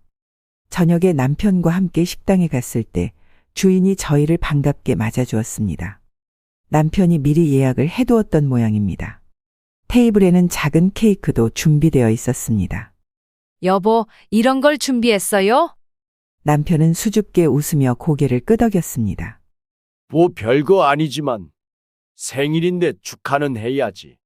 그 순간 제 눈시울이 뜨거워졌습니다. 아들은 기억하지 못했지만 남편은 이렇게 소소하지만 특별한 생일을 만들어 주었습니다. 저는 남편의 손을 꼭 잡았습니다. 고마워요. 당신이 있어서 정말 행복해요. 식사는 평소보다 조금 더 특별했습니다. 와인 한 잔과 함께 즐긴 저녁 그리고 마지막에 함께 나눈 작은 케이크. 화려하지는 않았지만 충분히 따뜻하고 행복한 생일이었습니다. 집으로 돌아왔을 때 이미 밤 10시가 넘어 있었습니다. 아들 내외는 아직 돌아오지 않은 상태였습니다. 평소 같으면 아들에게 연락해 볼 텐데 이날은 그러지 않았습니다. 아들도 성인이고 제 생일도 잊은 모양이니 굳이 제가 신경 쓸 필요는 없다고 생각했습니다. 남편과 함께 TV를 보다가 자정이 조금 넘어 현관문 소리가 들렸습니다. 아들 내외가 돌아온 것이었습니다. 그들은 꽤 들떠 보였고 웃음소리가 거실까지 들렸습니다. 저는 이미 잠자리에 들 준비를 하고 있었기에 그대로 방으로 들어갔습니다. 아들이 제 생일을 기억한다면 방문을 두드리겠지만 그런 일은 없었습니다. 다음 날 아침 평소처럼 일상이 시작되었습니다. 아들 내외는 주말이라 늦게 일어났고 저는 일찍 일어나 식사 준비를 했습니다. 점심 무렵 아들이 방에서 나와 부엌으로 왔습니다. 어머니, 돈 좀 빌려주실 수 있어요? 다음 주에 꼭 갚을게요. 저는 이제 이런 요청에 익숙해져 있었습니다. 묻지도 따지지도 않고 지갑에서 현금을 꺼내 아들에게 건넸습니다. 그 순간 아들의 지갑이 바닥에 떨어졌고 여러 장의 카드와 영수증들이 바닥에 흩어졌습니다. 아, 미안하구나. 아들이 허둥지둥 물건들을 주워 담는 동안 저는 무심코 한 장의 영수증을 집어들었습니다. 금액이 상당히 컸습니다. 호기심에 영수증을 자세히 보니 어제 날짜가 찍혀 있었고 유명 와인바의 이름이 적혀 있었습니다. 이거 꽤 큰 돈이 나갔네? 뭐 하느라 그랬어? 제 질문에 아들은 영수증을 얼른 받아들며 대답했습니다. 아, 그거요? 토요일 날 연진이 친구네 집들이 갔었거든요. 여러 명이서 같이 낸 거예요. 그 말을 듣는 순간 무언가 이상한 느낌이 들었습니다. 어제는 토요일이 아니었습니다. 그리고 어제는 어제 내 생일이었는데. 제 말에 아들의 표정이 순간 굳어졌습니다. 그제서야 그가 자신의 실수를 깨달은 듯 했습니다. 아, 그게 어머니, 제가 정말 깜빡했네요. 너무 죄송해요. 저는 더 이상 아무 말도 하지 않았습니다. 굳이 그에게 서운함을 표현할 필요도 없었고 화를 낼 이유도 없었습니다. 그저 현실을 있는 그대로 받아들였을 뿐입니다. 괜찮아. 그런 일이 있을 수 있지? 제 담담한 반응에 아들이 오히려 더 당황한 듯 했습니다. 그는 뭔가 더 말하려다가 그만두고 자기 방으로 돌아갔습니다. 저는 주방에 혼자 남아 천천히 설거지를 했습니다. 마음이 복잡했지만 그렇다고 무너지지는 않았습니다. 70년을 살아오며 더 큰 실망과 상처도 겪어왔으니까요. 아들이 제 생일에 친구 집들이에 간 것이 저를 무너뜨릴 만큼 큰 사건은 아니었습니다. 오후에 남편에게 그 일을 이야기했습니다. 남편은 처음에는 화를 냈지만 저는 그를 진정시켰습니다. 괜찮아요. 우리가 기대했던 것보다 아들과의 관계가 소원한 것뿐이에요. 이제 우리도 그걸 인정하고 우리만의 삶을 살아가야 할 때가 온 것 같아요. 남편은 깊은 한숨을 내쉬었습니다. 그래도 정말 서운하네. 내 생일인데. 나도 서운해요. 하지만 그렇다고 무너질 필요는 없어요. 우리에겐 서로가 있으니까요. 그날 저녁 저는 오랜만에 일기를 썼습니다. 오늘 알게 되었다. 아들에게 나는 그저 어머니라는 역할일 뿐 하나의 인격체로 존중받지 못한다는 것을. 내 생일보다 친구의 집들이가 더 중요했던 그의 선택이 모든 것을 말해준다. 하지만 괜찮다. 나에게는 항상 나를 우선으로 생각해주는 남편이 있고 나 자신의 삶이 있으니까. 이제는 아들에게 기대하지 않고 남은 인생을 남편과 함께 행복하게 살아가는 데 집중하자. 일기를 쓰고 나니 마음이 한결 가벼워졌습니다. 상처받았지만 그 상처를 딛고 더 강해질 수 있을 것 같았습니다. 이제는 아들과 며느리에게 더 이상 기대하지 않고 저희 부부만의 인생을 살아가기로 결심했습니다. 다음 날 아들이 어색한 표정으로 제게 다가왔습니다. 어머니, 정말 죄송해요. 제가 생신을 깜빡한 것에 대해. 저는 아들의 말을 끊었습니다. 괜찮아. 이미 지난 일이야. 아들은 제 반응이 의외였는지 잠시 말을 잊은 듯 했습니다. 그는 뭔가 더 말하려다가 그만두고 자리를 떠났습니다. 생일 이후로 약 일주일이 지났습니다. 평소처럼 아침 일찍 일어나 남편 아침상을 차리던 중 갑자기 허리에 찌르는 듯한 통증이 느껴졌습니다. 너무 아파서 그대로 주저앉고 말았습니다. 이런 통증은 처음이었습니다. 숨을 쉬는 것조차 힘들었고 자세를 바꾸는 것도 큰 고통을 가져왔습니다. 여보, 괜찮아요. 주방으로 내려온 남편이 놀란 표정으로 다가왔습니다. 저는 간신히 대답했습니다. 허리가 너무 아파요. 움직일 수가 없어요. 남편은 저를 부축하려 했지만 그의 건강 상태도 완전히 회복된 것이 아니었기에 큰 도움이 되지 못했습니다. 병원에 가봐야 할 것 같은데 아들을 불러볼까요? 저는 고개를 끄덕였습니다. 평소라면 아들의 도움을 청하지 않았을 테지만 이번만큼은 정말 필요했습니다. 남편이 아들 방문을 두드렸고 아들은 잠옷 차림으로 나와 상황을 살폈습니다. 그는 아직 출근 준비를 하지 않은 상태였습니다. 어머니, 많이 아프세요? 저는 고통스러운 표정으로 고개만 끄덕였습니다. 말을 하는 것조차 힘들었습니다. 남편이 상황을 설명했습니다. 허리가 갑자기 아파서 움직이지 못하겠대. 병원에 데려가야 할 것 같은데 네가 좀 도와줄래? 아들은 시계를 확인하더니 난처한 표정을 지었습니다. 오늘 중요한 회의가 있어서요. 회사에서 빠질 수가 없는데. 그 말을 듣자 저는 입술을 깨물었습니다. 아파서 움직이지도 못하는 상황에서도 아들은 저보다 회사 일을 우선시했습니다. 하지만 저는 강하게 나가기로 했습니다. 그래, 이해해. 택시 타고 갈게. 아들은 안도한 듯 고개를 끄덕였습니다. 제가 택시 불러드릴게요. 아들은 서둘러 전화를 걸어 택시를 불렀고 곧 자신의 방으로 들어가 출근 준비를 시작했습니다. 저는 남편의 도움을 받아 겨우 옷을 갈아입고 현관으로 나갔습니다. 내가 같이 가야겠어요. 남편이 말했지만 저는 고개를 저었습니다. 당신도 아직 건강이 완전하지 않잖아요. 혼자 다녀올게요. 동네 병원이니까 금방 올 거예요. 남편은 걱정스러운 표정으로 저를 바라보았지만 결국 제 말에 따랐습니다. 그가 저를 부축해 택시까지 태워주었고 병원 주소가 적힌 메모를 건네주었습니다. 택시가 출발하고 얼마 지나지 않아 아들이 급하게 집을 나서는 모습이 보였습니다. 그는 서둘러 자신의 차에 올라타고 출발했습니다. 분명 회사로 향하는 모습이었습니다. 택시를 타고 가는 길은 고통스러웠습니다. 도로의 작은 진동에도 허리가 찌릿하게 아팠고 신호등에 멈출 때마다 통증이 밀려왔습니다. 약 15분 정도 지났을 때 택시가 큰 교차로에서 신호대기로 멈춰섰습니다. 우연히 창밖을 바라보던 저는 도로 건너편에 있는 카페를 보았습니다. 그리고 그 카페 창가에 앉아있는 익숙한 얼굴을 발견했습니다. 자세히 보니 아들이었습니다. 그는 여성과 함께 앉아 커피를 마시며 웃고 있었습니다. 회사에 꼭 가야 한다며 제 부축을 거절했던 아들이 카페에서 여유롭게 시간을 보내고 있었던 것입니다. 순간 가슴이 철렁 내려앉았습니다. 중요한 회의라던 그의 말이 거짓이었다는 사실이 너무나 명백했습니다. 저는 고개를 돌려 더 이상 보지 않았습니다. 보고 싶지 않았습니다. 하지만 그렇다고 해서 제가 무너지거나 눈물을 흘리지는 않았습니다. 오히려 마음이 더욱 단단해졌습니다. 이제는 정말로 아들에게 어떤 기대도 하지 않기로 굳게 결심했습니다. 아들의 거짓말이 저를 약하게 만들지는 않을 것입니다. 병원에 도착해서 접수를 하고 진료를 받았습니다. 의사는 엑스레이와 MRI 검사를 지시했고 검사 결과를 확인한 후 심각한 표정으로 저에게 설명했습니다.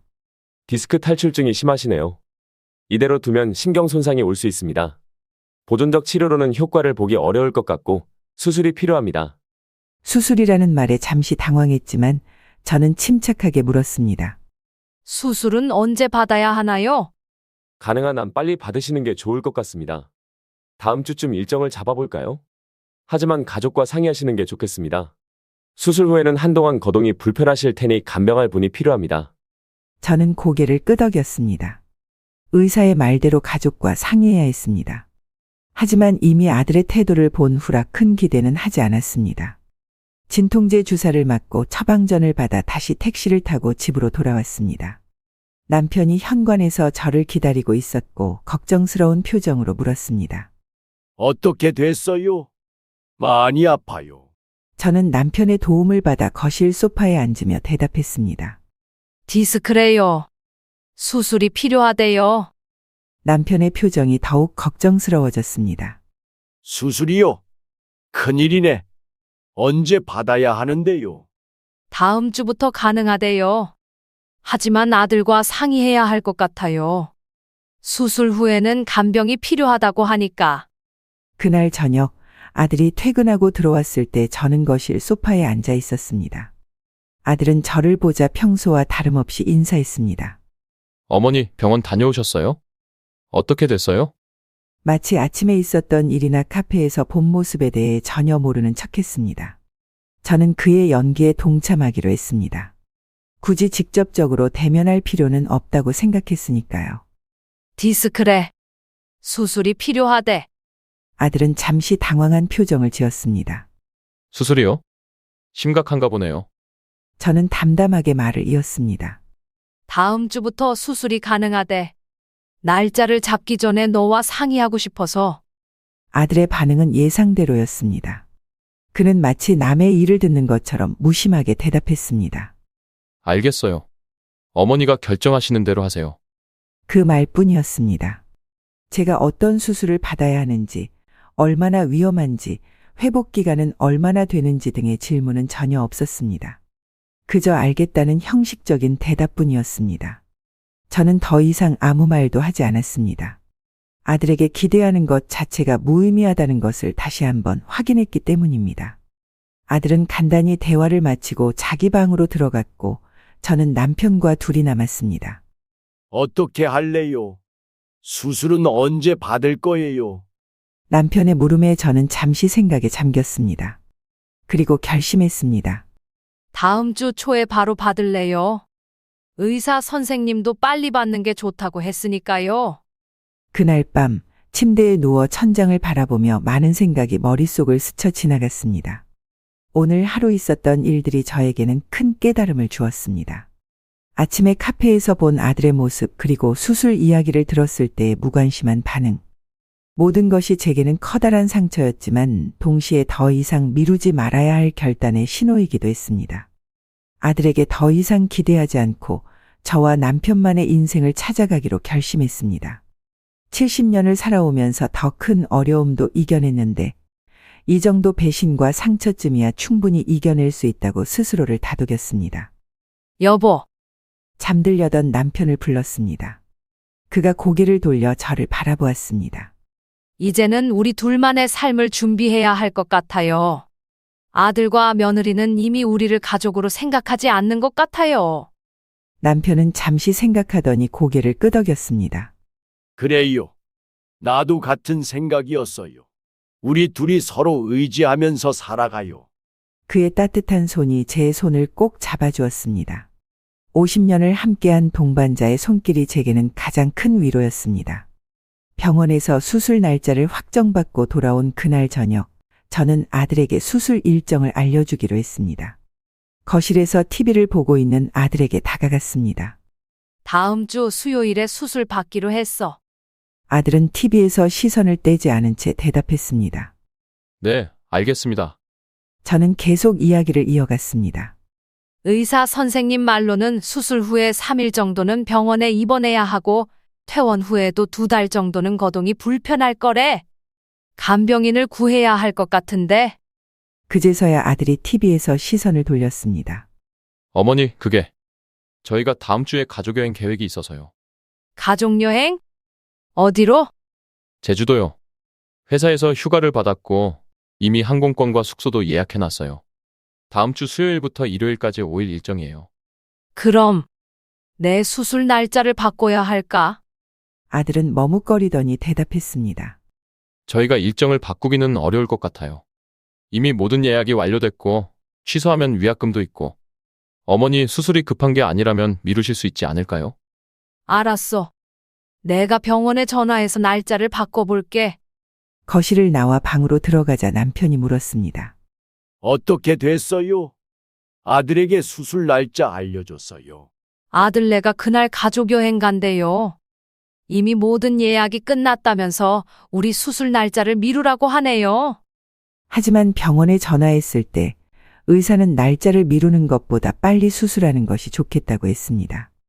통증이 심해질 수 있고 신경 손상 위험도 있다고요.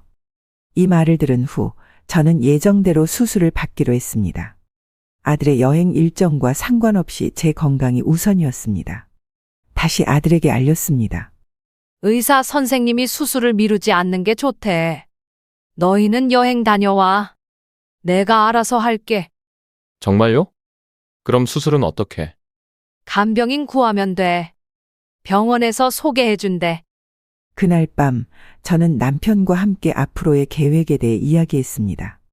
이제는 저희만의 삶을 준비해야 할 때라는 생각이 들었습니다. 수술 날짜가 다가오면서 저는 모든 준비를 마쳤습니다. 병원에서 소개받은 간병인과 통화했고 입원 준비물도 챙겼습니다. 남편은 수술 당일 저를 병원에 데려다 주기로 했습니다. 수술 전날 저는 마지막으로 아들에게 전화를 걸었습니다. 이미 여행을 떠났을 테지만 한 번 더 연락해보고 싶었습니다. 전화를 받은 것은 아들이 아닌 며느리였습니다. 여보세요? 애비 좀 바꿔줄래? 잠시 후 며느리가 대답했습니다. 어머니, 저희 지금 공항으로 가는 중이에요. 걱정 마세요. 그 말을 끝으로 며느리는 전화를 끊었습니다. 더 이상의 대화는 없었고 수술에 대한 걱정이나 안부도 없었습니다. 남편이 방으로 들어와 물었습니다. 전화했어요? 통화됐어요. 며느리가 받았어. 공항으로 가는 중이라고 하더라. 남편은 아무 말도 하지 않고 그저 제 옆에 앉았습니다. 수술 당일 아침, 저는 서둘러 준비했습니다. 남편과 함께 택시를 타고 병원으로 향했습니다. 이제 저는 두 가지 수술을 받게 될 것 같았습니다. 하나는 허리의 디스크를 제거하는 것, 다른 하나는 마음속에서 아들에 대한 미련을 제거하는 것이었습니다. 병원에 도착해 입원 수속을 마치고 병실로 안내받았습니다. 수술 전 검사를 위해 여러 부서를 돌아다니는 동안 남편은 계속 제 곁을 지켰습니다. 그는 제가 필요로 하는 것을 묻고 의사의 설명을 주의 깊게 들었습니다. 30년 전 제가 그의 수술을 위해 했던 것처럼 말입니다. 오후 2시 드디어 수술실로 향하는 시간이 되었습니다. 의료진이 저를 이송하기 전 남편이 제 손을 잡았습니다. 걱정하지 말고 잘 다녀와요. 마취에서 깨어났을 때는 이미 저녁이 되어 있었습니다. 흐릿한 의식 속에서 천장에 형광등이 보였고 누군가 제 이름을 부르는 소리가 들렸습니다. 간호사였습니다. 환자분 괜찮으세요? 수술 잘 끝났어요. 저는 고개를 끄덕이려 했지만 몸이 생각대로 움직이지 않았습니다. 목이 너무 말랐고 허리는 마취가 풀리면서 점점 아파오기 시작했습니다. 물. 간신히 말을 꺼냈고 간호사는 제 입술에 물을 묻혀주었습니다. 시간이 지나면서 마취에서 점점 깨어났고 회복실에서 병실로 옮겨졌습니다. 병실에 도착하자 남편이 걱정스러운 얼굴로 저를 맞이했습니다. 수술 잘 됐대요. 의사 선생님이 다 성공적이었다고 하셨어요. 저는 여전히 몸을 제대로 움직일 수 없었지만 남편의 손을 잡으며 안도했습니다. 그날 밤은 간병인의 도움을 받아 병실에서 보냈습니다. 통증 때문에 잠을 제대로 이루지 못했고 화장실도 가지 못해 소변줄을 달고 있어야 했습니다. 다음 날 아침 의사의 회진이 있었습니다. 수술 결과가 양호하다는 이야기를 들었고 2-3일 정도 입원 후 퇴원할 수 있을 거라는 말도 들었습니다. 오후에는 물리치료사가 와서 간단한 운동법을 알려주었습니다. 천천히 움직이세요. 무리하면 안 됩니다. 물리치료사의 도움으로 처음으로 침대에서 일어나 보았습니다. 허리에 찌르는 듯한 통증이 있었지만 수술 전보다는 훨씬 나아진 느낌이었습니다. 남편이 계속 곁에서 도와주었고 간병인도 밤새 저를 돌봐주었습니다. 저녁이 되자 남편이 잠시 집에 다녀오겠다며 나갔습니다.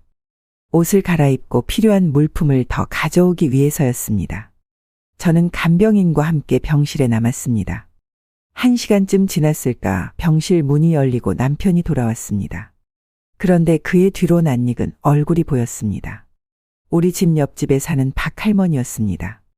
이웃집 박 할머니가 같은 병원에 입원해 계시다고 해서 같이 왔어요. 남편의 말에 저는 놀랐습니다. 박 할머니는 제게 다가와 안부를 물었습니다. 수술 잘 됐다면서요? 저도 무릎 수술했어요.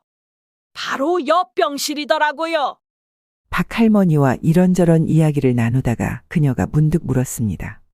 아드님이 해외여행 가셨다면서요? 저는 순간 당황했습니다. 어떻게 그 사실을 알고 있는지 의아했습니다. 네, 가족여행이라고 하더라고요. 박 할머니는 휴대폰을 꺼내 들었습니다. 우리 아들이 페이스북 하는데 거기서 봤어요. 며느리분이 올린 것 같던데. 그녀는 휴대폰 화면을 저에게 보여주었습니다. 화면에는 아들 가족의 사진이 있었습니다. 아들, 며느리, 손주, 그리고 며느리의 부모님까지 모두 함께 활짝 웃으며 해변에서 찍은 사진이었습니다. 사진 아래에는 가족여행 첫날, 하와이 가족여행 도엄마도 함께라는 글이 적혀 있었습니다. 엄마도 함께, 며느리의 부모님을 의미했고 저희 부부는 그 가족에 포함되지 않았습니다. 제 수술을 핑계로 가지 못한 것이 아니라 처음부터 저희를 초대할 생각이 없었던 것입니다. 멋진 곳에 가셨네요. 하와이라니. 박 할머니의 말에 저는 그저 미소로 대답했습니다. 속내를 드러내고 싶지 않았습니다. 네, 그런가 봐요.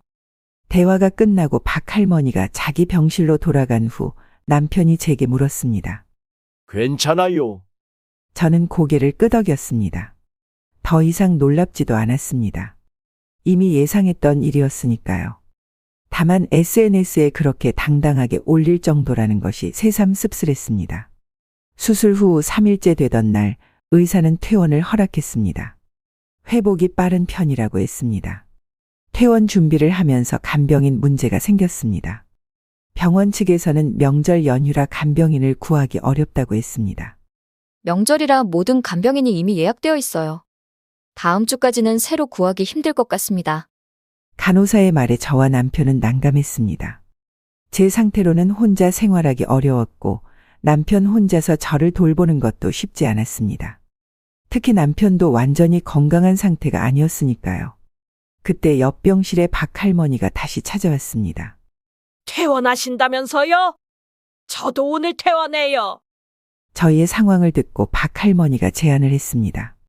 우리 동네 자원봉사 모임에서 아픈 이웃 돕는 일을 해요. 제가 한번 알아볼게요. 박 할머니는 전화 몇 통을 걸더니 좋은 소식을 가져왔습니다. 장씨 아주머니가 도와주실 수 있대요. 원래 내일부터 다른 분을 도울 예정이었는데 갑자기 일이 취소돼서 시간이 생겼대요. 명절 연휴 기간만이라도 도와줄 수 있다고 하네요. 그렇게 박 할머니의 도움으로 간병인 대신 동네 자원봉사자의 도움을 받을 수 있게 되었습니다.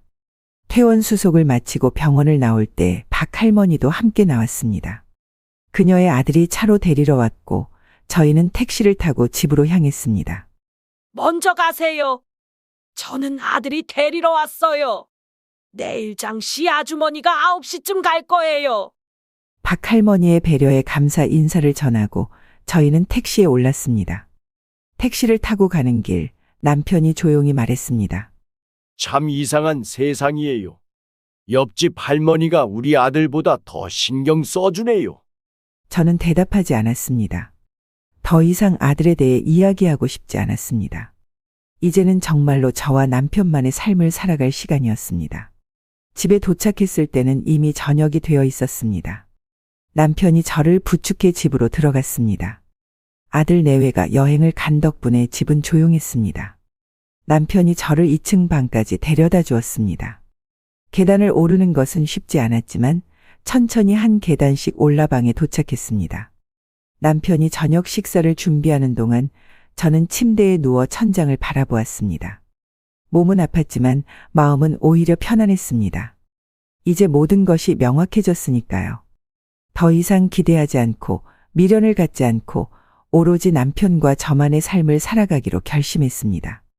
다음 날 아침 약속대로 장씨 아주머니가 찾아왔습니다. 그녀는 60대 초반의 친절한 여성이었고 간병 경험도 있어 큰 도움이 되었습니다. 덕분에 남편도 잠시 휴식을 취할 수 있었습니다. 명절 연휴 기간 동안 저희 부부는 조용히 회복에 집중했습니다. TV로 명절 프로그램을 보고 간단한 음식을 먹으며 평화로운 시간을 보냈습니다. 아들이 없는 명절이었지만 오히려 편안했습니다. 더 이상 형식적인 인사나 의무감에 시달리지 않아도 되었으니까요. 연휴 마지막 날 저는 남편에게 제안했습니다. 여보, 우리 집을 팔까요? 남편은 잠시 생각하더니 고개를 끄덕였습니다. 좋은 생각이에요. 여기서 계속 살 이유가 없죠. 그렇게 저희는 조용히 계획을 세우기 시작했습니다. 집을 팔고 아들 몰래 조용히 이사를 가기로 한 것입니다. 이제 저희만의 새로운 삶을 시작할 때였습니다.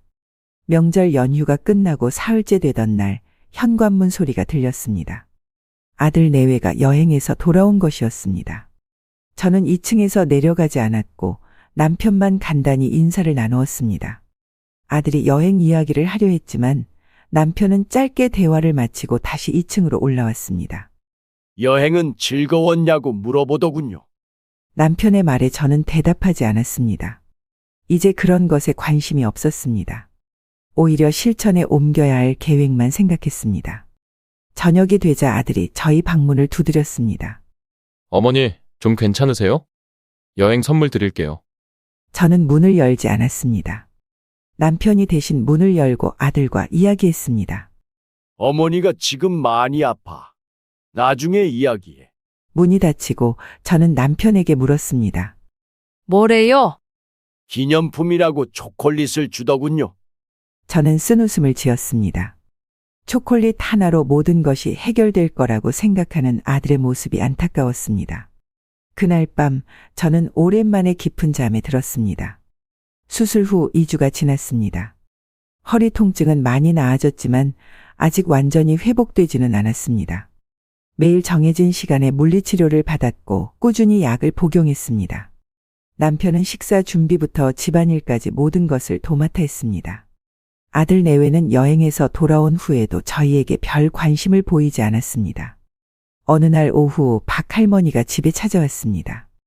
허리 수술을 함께 했던 그 이웃입니다. 그녀는 저희 회복 상태를 물으며 이야기를 나누었습니다. 많이 좋아지셨네요. 저도 이제 계단 오르내리는 건 괜찮아요. 차를 마시며 이런저런 대화를 나누다가 박 할머니가 문득 말했습니다. 저번에 우리 아들 친구가 변호사인데 노인 재산 관리 상담도 해준대요. 혹시 필요하시면 소개해드릴까요? 그 말에 저는 잠시 생각에 잠겼습니다. 사실 집을 팔고 새로운 삶을 시작하기로 결심한 이후 재산 문제에 대해 고민하고 있었습니다. 특히 아들에게 어떤 식으로 재산을 분배해야 할지 법적으로 어떤 절차가 필요한지 알고 싶었습니다. 그러면 좋겠네요. 소개해 주시겠어요? 박 할머니는 기꺼이 연락처를 알려주었고 다음 날 제가 직접 전화를 걸어 약속을 잡았습니다. 김 변호사는 3일 후 자신의 사무실에서 만나자고 했습니다. 약속 당일 남편과 함께 택시를 타고 변호사 사무실로 향했습니다. 아직 운전은 무리였기 때문입니다. 사무실은 도심에 위치한 작은 건물 안에 있었습니다. 깔끔하고 단정한 분위기였습니다. 김 변호사는 40대 초반의 남성으로 친절하고 전문적인 인상을 주었습니다. 그는 저희를 안으로 안내하고 차를 대접했습니다. 박 할머니께 이야기 들었습니다. 어떤 상담이 필요하신가요? 저는 솔직하게 상황을 설명했습니다. 아들과의 관계가 소원해진 것, 집을 팔고 새로운 곳으로 이사하려는 계획 그리고 재산 문제에 대한 고민까지 모든 이야기를 하면서도 감정을 최대한 배제하려고 노력했습니다. 이제는 사실에 입각해 현명한 결정을 내리고 싶었기 때문입니다. 김 변호사는 주의 깊게 듣고 메모를 하면서 가끔 질문을 던졌습니다. 현재 소유하고 계신 재산이 어떻게 되나요? 2층 집과 적금 그리고 약간의 주식이 있습니다. 남편과 제 명의로 되어 있고요. 아드님께 이미 증여하신 재산이 있으신가요? 결혼할 때 신혼집 전세금을 도와준 것 외에는 없습니다. 이런 질문들에 답하면서 저는 점점 더 명확한 그림을 그릴 수 있었습니다. 김 변호사는 약 1시간 동안 저희의 이야기를 듣고 법적 조언을 해주었습니다. 법적으로 부모님의 재산은 부모님 마음대로 처분하실 수 있습니다. 다만 상속 시에는 자녀에게 최소한의 유류분이라는 것이 보장됩니다. 하지만 생전에는 본인의 의사대로 재산을 관리하고 처분할 권리가 있습니다. 그의 설명을 들으니 마음이 한결 가벼워졌습니다. 정당한 제 권리를 행사하는 것이었으니까요. 그렇다면 집을 팔고 이사하는 것도 문제 없겠네요. 네, 전혀 문제 없습니다. 다만 새로운 거주지를 마련하실 때 몇 가지 고려하실 점이 있습니다. 김 변호사는 실버타운이나 노인 주거 시설에 대한 정보도 알려주었습니다. 계약 시 주의해야 할 점, 입주 조건, 비용 구조 등 실질적인 조언이 많은 도움이 되었습니다. 그리고 재산 관리 측면에서는 공증유언장을 작성하시는 것이 좋을 것 같습니다. 이렇게 하면 나중에 상속 분쟁 가능성을 줄일 수 있습니다. 김 변호사는 유언장 작성 방법도 설명해 주었습니다. 법적으로 인정받기 위한 형식과 절차, 유류분 제도에 대한 설명도 자세히 들었습니다. 유류분이라는 것은 법적으로 자녀에게 보장되는 최소한의 상속분입니다. 일반적으로 법정 상속분의 절반 정도인데 이것을 제외하고는 원하시는 대로 재산을 분배하실 수 있습니다. 그의 말을 들으며 저는 머릿속으로 계획을 세우기 시작했습니다. 집을 팔고 적당한 실버타운을 알아보고 남은 재산은 공증 유언장을 통해 관리하는 것이 좋겠다고 생각했습니다. 만약 아들이 집 매각을 반대한다면 어떻게 해야 할까요? 부동산이 부모님 명의로 되어 있다면 법적으로 자녀의 동의는 필요하지 않습니다. 다만 갈등을 최소화하기 위해 어느 정도 대화는 필요할 수 있지만 최종 결정권은 소유자인 부모님에게 있습니다. 상담을 마치고 나오면서 저는 훨씬 명확한 방향을 갖게 되었습니다. 막연했던 계획이 이제는 구체적인 단계로 나누어졌고 각 단계별로 해야 할 일도 분명해졌습니다. 부동산 시장 조사 및 매물 내놓기, 실버타운 방문 및 입주 조건 확인, 공증 유언장 작성, 이사 계획 세우기, 택시를 타고 집으로 돌아오는 길, 남편과 함께 오늘 상담 내용을 정리했습니다. 생각보다 할 일이 많네요. 그래도 이제 방향이 잡혔으니 하나씩 해나가면 되겠죠. 집에 도착해서 저는 노트에 오늘 들은 내용을 자세히 정리했습니다. 앞으로의 계획과 준비해야 할 서류들, 알아봐야 할 정보들을 빠짐없이 기록했습니다. 이것이 저희 부부의 새로운 삶을 향한 첫걸음이었습니다. 다음 날 아침, 저는 남편에게 제안했습니다. 이번 주말에 부동산에 가보는 게 어떨까요? 집 시세도 알아보고요. 남편은 고개를 끄덕였습니다. 좋아요. 그리고 김 변호사가 알려준 실버타운도 한번 방문해 보는 게 좋겠어요. 주말이 되자 저희는 동네 부동산을 방문했습니다. 이제는 허리 상태도 많이 나아져서 짧은 거리는 걸을 수 있었습니다. 부동산 중개인은 현재 시세를 설명해주며 집을 빨리 팔고 싶다면 어느 정도 가격에 내놓는 것이 좋을지 조언해 주었습니다. 요즘 이 동네 시세가 좋습니다. 한 달 내로 팔릴 수 있을 거예요. 부동산에서 나와 점심을 먹으러 가는 길에 우연히 아들과 마주쳤습니다. 그는 무언가를 사러 나온 듯했습니다. 어머니, 아버지, 어디 가세요? 그냥 산책 나왔어. 저는 부동산에 다녀왔다는 말은 하지 않았습니다. 아직은 아들에게 알리고 싶지 않았으니까요. 아들과 간단히 인사를 나누고 헤어진 후 저희는 조용한 식당에서 점심을 먹었습니다. 언제 아들에게 이야기할 거예요? 남편의 질문에 저는 잠시 생각에 잠겼습니다. 집이 팔리고 나서요. 그 전에 이야기하면 방해할지도 모르니까요. 남편은 이해한다는 듯 고개를 끄덕였습니다. 그날 오후 저희는 김 변호사가 추천해준 실버타운을 방문했습니다. 깨끗하고 안락한 환경, 다양한 편의시설, 의료 서비스 등 여러 장점이 있었습니다. 담당자의 설명을 들으며 저는 새로운 삶에 대한 기대감을 느꼈습니다. 여기서 우리끼리 조용히 살면 좋겠어요. 남편의 말에 저도 동의했습니다. 그래요. 우리만의 평화로운 노후를 보낼 수 있을 것 같아요. 집으로 돌아와 저는 다시 한번 계획을 정리했습니다. 이제는 더 이상 망설임이 없었습니다. 다음 주부터 본격적으로 집을 매물로 내놓고 유언장 작성도 준비하기로 했습니다. 잠자리에 들기 전 저는 창밖을 바라보며 생각했습니다. 30년 넘게 살아온 이 집을 떠나는 것은 쉬운 일이 아닐 것입니다. 하지만 새로운 삶을 위해서는 필요한 결단이었습니다. 아들과 며느리는 저희를 가족으로 생각하지 않았고 저희도 이제는 저희만의 삶을 찾아야 할 때였습니다. 다음 날 김 변호사에게 전화를 걸어 유언장 작성을 위한 약속을 잡았습니다. 그는 빠른 시일 내에 만나자고 했고 필요한 서류들을 알려주었습니다. 이렇게 저희의 계획은 차근차근 진행되고 있었습니다. 아들 부부는 여전히 자신들의 일상에 바쁘게 살아갔고 저희의 변화에 대해 알아채지 못했습니다. 그것이 오히려 다행이었습니다. 변호사와 상담한 지 일주일쯤 지났을 때였습니다. 아침 식사를 준비하던 중 아들이 부엌으로 내려왔습니다. 평소보다 일찍 일어난 모습이었습니다. 그는 우물쭈물하며 커피를 한 잔 따랐습니다. 어머니, 잠시 이야기 좀 할 수 있을까요? 저는 수저를 내려놓고 고개를 끄덕였습니다. 아들의 표정을 보니 무슨 이야기를 할지 이미 짐작이 갔습니다. 요즘 회사에서 일이 좀 안 풀려서요. 자금 사정이 좀 어려워졌어요. 아들은 잠시 말을 멈추고 제 반응을 살폈습니다. 저는 아무 말 없이 기다렸습니다.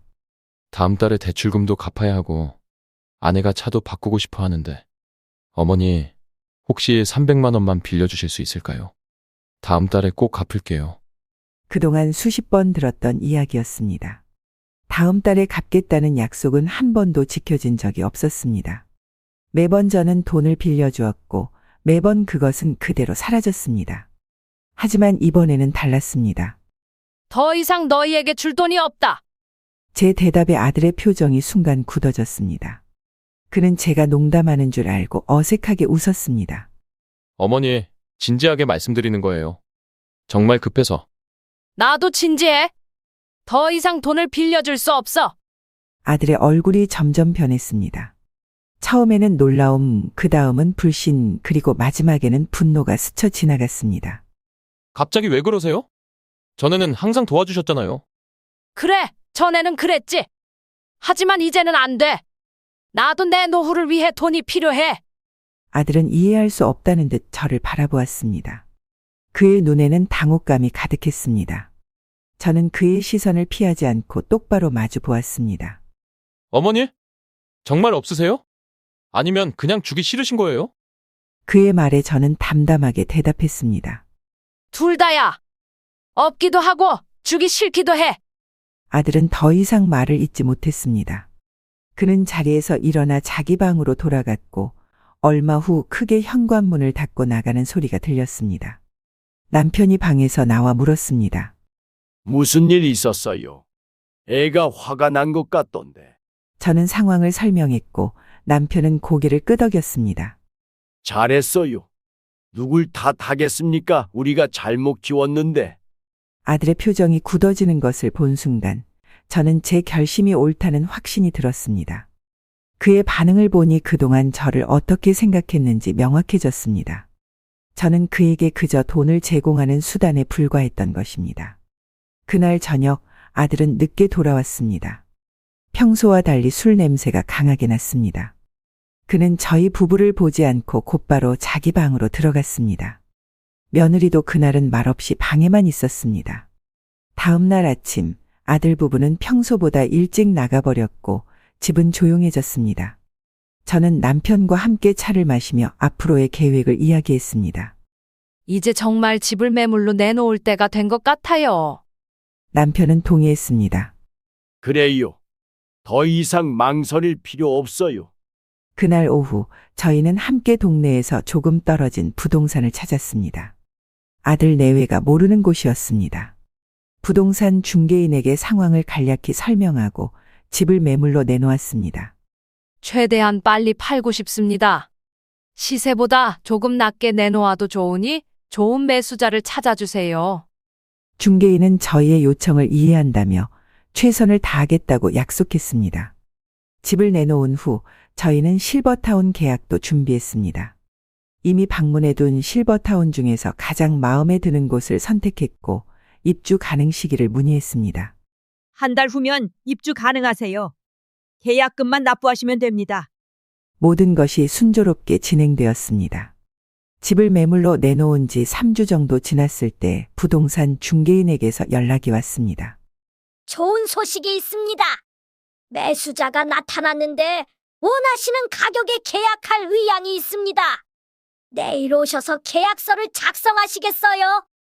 저는 남편과 눈을 마주쳤고 그는 고개를 끄덕였습니다. 네, 내일 오전에 가겠습니다. 다음 날 저희는 서둘러 부동산으로 향했습니다. 매수자는 50대 중반의 부부였고 자녀들이 모두 출가해서 조용히 살 곳을 찾고 있다고 했습니다. 계약서를 작성하고 계약금을 받았습니다. 잔금은 한 달 후에 치르기로 했습니다. 축하드립니다. 이제 이사 준비를 하시면 되겠네요. 부동산 중개인의 말에 저는 고개를 끄덕였습니다. 이제 진짜 계획을 실행할 시간이었습니다. 집으로 돌아와서 저희는 조용히 짐을 정리하기 시작했습니다. 아들 내외가 집에 없는 시간에 중요한 물건들부터 챙겼습니다. 오래된 사진첩, 귀중품, 중요한 서류들. 30년 넘게 살아온 집이라 버릴 것도 가져갈 것도 많았습니다. 실버타운과 계약을 마치고 입주 날짜도 확정했습니다. 모든 것이 준비되었습니다. 이제 남은 것은 실행뿐이었습니다. 잔금일이 다가왔습니다. 아들 내외는 여전히 아무것도 모르는 듯 했습니다. 그들은 평소와 다름없이 자신들의 생활을 이어갔고 저희의 변화에 신경 쓰지 않았습니다. 그것이 오히려 계획 실행에 도움이 되었습니다. 잔금을 받은 날 저희는 사전에 준비해둔 짐을 모두 실버타운으로 옮겼습니다. 이삿짐 센터에 부탁해 조용히 이사를 마쳤고 실버타운 방에 짐을 정리했습니다. 집에는 최소한의 물건만 남겨두었습니다. 모든 준비가 끝났습니다. 이제 마지막 단계만 남았습니다. 저희는 아들 내외가 모두 출근한 오전 시간에 마지막 짐을 챙겨 집을 나섰습니다. 현관문을 나서기 전 저는 잠시 집 안을 둘러보았습니다. 30년 넘게 살아온 이 공간의 작별을 고하는 마음이었습니다. 아쉽지 않아요? 남편의 물음에 저는 고개를 저었습니다. 실버타운에 도착해서 마지막 짐도 정리했습니다. 저희의 새 보금자리는 작지만 아늑했고 필요한 모든 것이 갖춰져 있었습니다. 이제 어떻게 할까요? 아들에게 연락할 거예요? 남편의 질문에 저는 잠시 생각했습니다. 아들이 퇴근 후 빈집을 보게 될 때의 모습이 상상되었습니다. 분명 당황하고 혼란스러울 것입니다. 하지만 그것이 바로 제가 원하는 것이었습니다. 연락하지 말고 기다려봐요. 아들이 먼저 전화할 거예요. 예상대로 저녁 무렵 아들에게서 전화가 걸려왔습니다. 전화기 너머로 그의 당황한 목소리가 들렸습니다. 어머니, 집에 어디 계세요? 다 어디로 간 거예요? 저는 담담하게 대답했습니다. 너희에게 필요한 건 내 통장이지 엄마가 아니었잖아. 이제 그 통장도 나도 너희 곁에 없으니 더 이상 연락하지 마라. 아들이 뭐라고 더 말하려 했지만 저는 전화를 끊었습니다. 그리고 바로 통신사에 연락해 번호를 바꿨습니다. 이제 정말로 과거와의 연결을 끄는 것입니다. 남편은 제 옆에 앉아 어깨를 감싸주었습니다. 잘했어요. 이틀 후 저는 김 변호사를 만나기로 약속했습니다. 재산 정리와 유언장 작성을 위해서였습니다. 변호사 사무실에 도착하자 그는 친절하게 저희를 맞이했습니다. 모든 준비는 다 되셨나요? 저는 고개를 끄덕였습니다. 저희가 원하는 내용을 자세히 설명했고 변호사는 꼼꼼하게 메모하며 법적 조언을 해주었습니다. 유류분은 법적으로 보장된 최소한의 상속분입니다. 아드님에게는 이 부분만 남기고 나머지는 원하시는 대로 처분하실 수 있습니다. 저는 명확하게 의사를 밝혔습니다. 법적으로 줄 수밖에 없는 최소한의 금액만 아들에게 주고 나머지는 모두 독거노인 지원재단에 기부하고 싶습니다. 김 변호사는 제 뜻을 존중하며 필요한 서류를 준비해 주었습니다. 공증 절차도 함께 진행했습니다. 모든 과정이 끝나고 나니 마음이 한결 가벼워졌습니다. 이제 정말로 제 인생의 새로운 장이 시작된 것 같았습니다. 실버타운에서의 첫 일주일은 적응하는 시간이었습니다. 새로운 환경, 새로운 이웃들, 새로운 일상. 모든 것이 낯설었지만 동시에 신선했습니다. 남편과 함께 시설 내 프로그램에 참여하기도 하고 다른 입주민들과 교류하며 천천히 적응해 갔습니다. 열흘쯤 지났을 때 김 변호사에게서 연락이 왔습니다. 아드님이 저를 통해 연락을 시도하고 있습니다. 만나보시겠어요? 저는 잠시 생각했습니다. 아들을 다시 만날 준비가 되어 있는지 확신이 서지 않았습니다. 하지만 언젠가는 마주해야 할 일이었습니다. 언제 올 수 있다고 하나요? 내일 오후라고 하셨습니다. 알겠습니다. 만나보겠습니다. 다음 날 오후 저는 김 변호사 사무실에서 아들을 만났습니다. 그의 얼굴은 지쳐 보였고 수염도 제대로 정리하지 않은 채였습니다. 며느리는 오지 않았습니다. 어머니, 아들은 제게 다가오려 했지만 저는 자리에서 일어나지 않았습니다. 그는 어색하게 자리에 앉았습니다. 왜 이러세요? 갑자기 집도 팔고 연락도 끊고 제가 뭘 그렇게 잘못했는데요? 그의 말에 저는 담담하게 대답했습니다. 잘못을 모르겠다면 더 이상 할 말이 없구나. 아들은 한숨을 내쉬었습니다. 변호사님께 들었어요. 유언장도 작성하셨다고. 왜 그러세요? 제가 뭘 했길래? 김 변호사가 준비해준 서류철을 아들에게 건넸습니다. 그 안에는 유언장 사본과 함께 그동안 아들에게 빌려준 돈 내역, 제 수술 당시 아들 가족의 해외여행 증거, 그리고 제가 겪었던 상황들을 정리한 문서가 들어 있었습니다. 아들은 서류를 넘겨보더니 점점 표정이 굳어졌습니다. 특히 수술 당시 하와이 여행 사진을 보고는 말문이 막힌 듯 했습니다. 이건 그냥 우연히 겹친 거예요. 미리 계획된 여행이었고. 제가 말을 끊었습니다. 내가 병원 침대에 누워있을 때 너희는 해외여행 갔잖니? 그러니 내 돈도 더 필요한 사람에게 여행 보내줄게. 그 말에 아들은 반박하지 못했습니다. 그저 고개를 숙인 채 침묵했습니다. 잠시 후 그가 다시 입을 열었습니다. 어머니, 제가 잘못했습니다. 다시 한번 기회를 주세요. 이제부터 정말 잘할게요. 저는 고개를 저었습니다. 늦었다. 이미 내 결정은 바뀌지 않아. 그래도 집은 왜 파셨어요? 어디서 사시는 거예요? 그건 내가 알 필요 없어. 이제 우리는 각자의 삶을 살면 된다. 아들은 더 이상 할 말을 찾지 못했습니다. 저는 자리에서 일어났습니다. 이제 가볼게. 더 이상 연락하지 마라. 사무실을 나오는 제 뒤로 아들의 흐느끼는 소리가 들렸지만 저는 돌아보지 않았습니다. 이미 제 마음은 확고했습니다. 실버타운으로 돌아온 저는 남편에게 상황을 설명했습니다. 그는 저의 손을 꼭 잡아주었습니다. 잘했어요. 이제 정말 우리만의 삶에 집중해요. 그렇게 한 달이 지났습니다. 실버타운에서의 생활은 점점 익숙해졌고 새로운 친구들도 생겼습니다. 매일 아침 요가 클래스에 참여하고 오후에는 독서 모임에 나가는 등 활기찬 일상을 만들어갔습니다. 남편도 바둑 동호회에서 새로운 취미를 찾았습니다. 어느 날 아침 김 변호사에게서 다시 연락이 왔습니다. 아드님이 계속 찾아오고 있습니다. 만나주셨으면 한데요. 저는 단호하게 거절했습니다. 필요 없습니다. 더 이상 연락하지 말라고 전해주세요. 시간이 흐를수록 과거의 상처는 조금씩 아물어갔습니다. 아들에 대한 분노와 서운함도 점차 무뎌졌습니다. 그보다는 저희 부부의 남은 인생을 어떻게 의미 있게 보낼지에 대한 생각이 더 커졌습니다. 실버타운 내 봉사 활동에 참여하기 시작했고 특히 독거노인들을 위한 프로그램에 적극적으로 활동했습니다. 제가 겪었던 경험을 바탕으로 비슷한 상황에 처한 노인들을 돕는 일이 보람차게 느껴졌습니다. 남편과 함께 운동도 꾸준히 했고 건강 상태도 많이 좋아졌습니다. 수술 후유증도 거의 사라졌고 마음의 평화를 찾았습니다. 3개월째 되는 날 저희는 작은 파티를 열었습니다. 실버타운에서 만난 새 친구들과 함께 새로운 삶을 축하하는 자리였습니다. 와인을 마시며 이야기를 나누다가 문득 남편이 물었습니다. 후회는 없어요? 저는 고개를 저었습니다. 전혀요. 오히려 더 일찍 이런 결정을 내렸어야 했는데 하는 생각이 들어요. 그날 밤 일기를 쓰며 저는 지난 3개월을 돌아보았습니다. 아들과의 관계는 끝났지만 그 대신 저는 진정한 자유와 평화를 얻었습니다. 더 이상 누구에게 의존하거나 기대하지 않고 오로지 저와 남편만의 행복에 집중하는 삶. 그것이 바로 제가 원했던 것이었습니다. 이 이야기를 쓰면서 제 마음은 무거웠지만 동시에 많은 분들께 제 경험이 공감과 위로가 되기를 바랐습니다.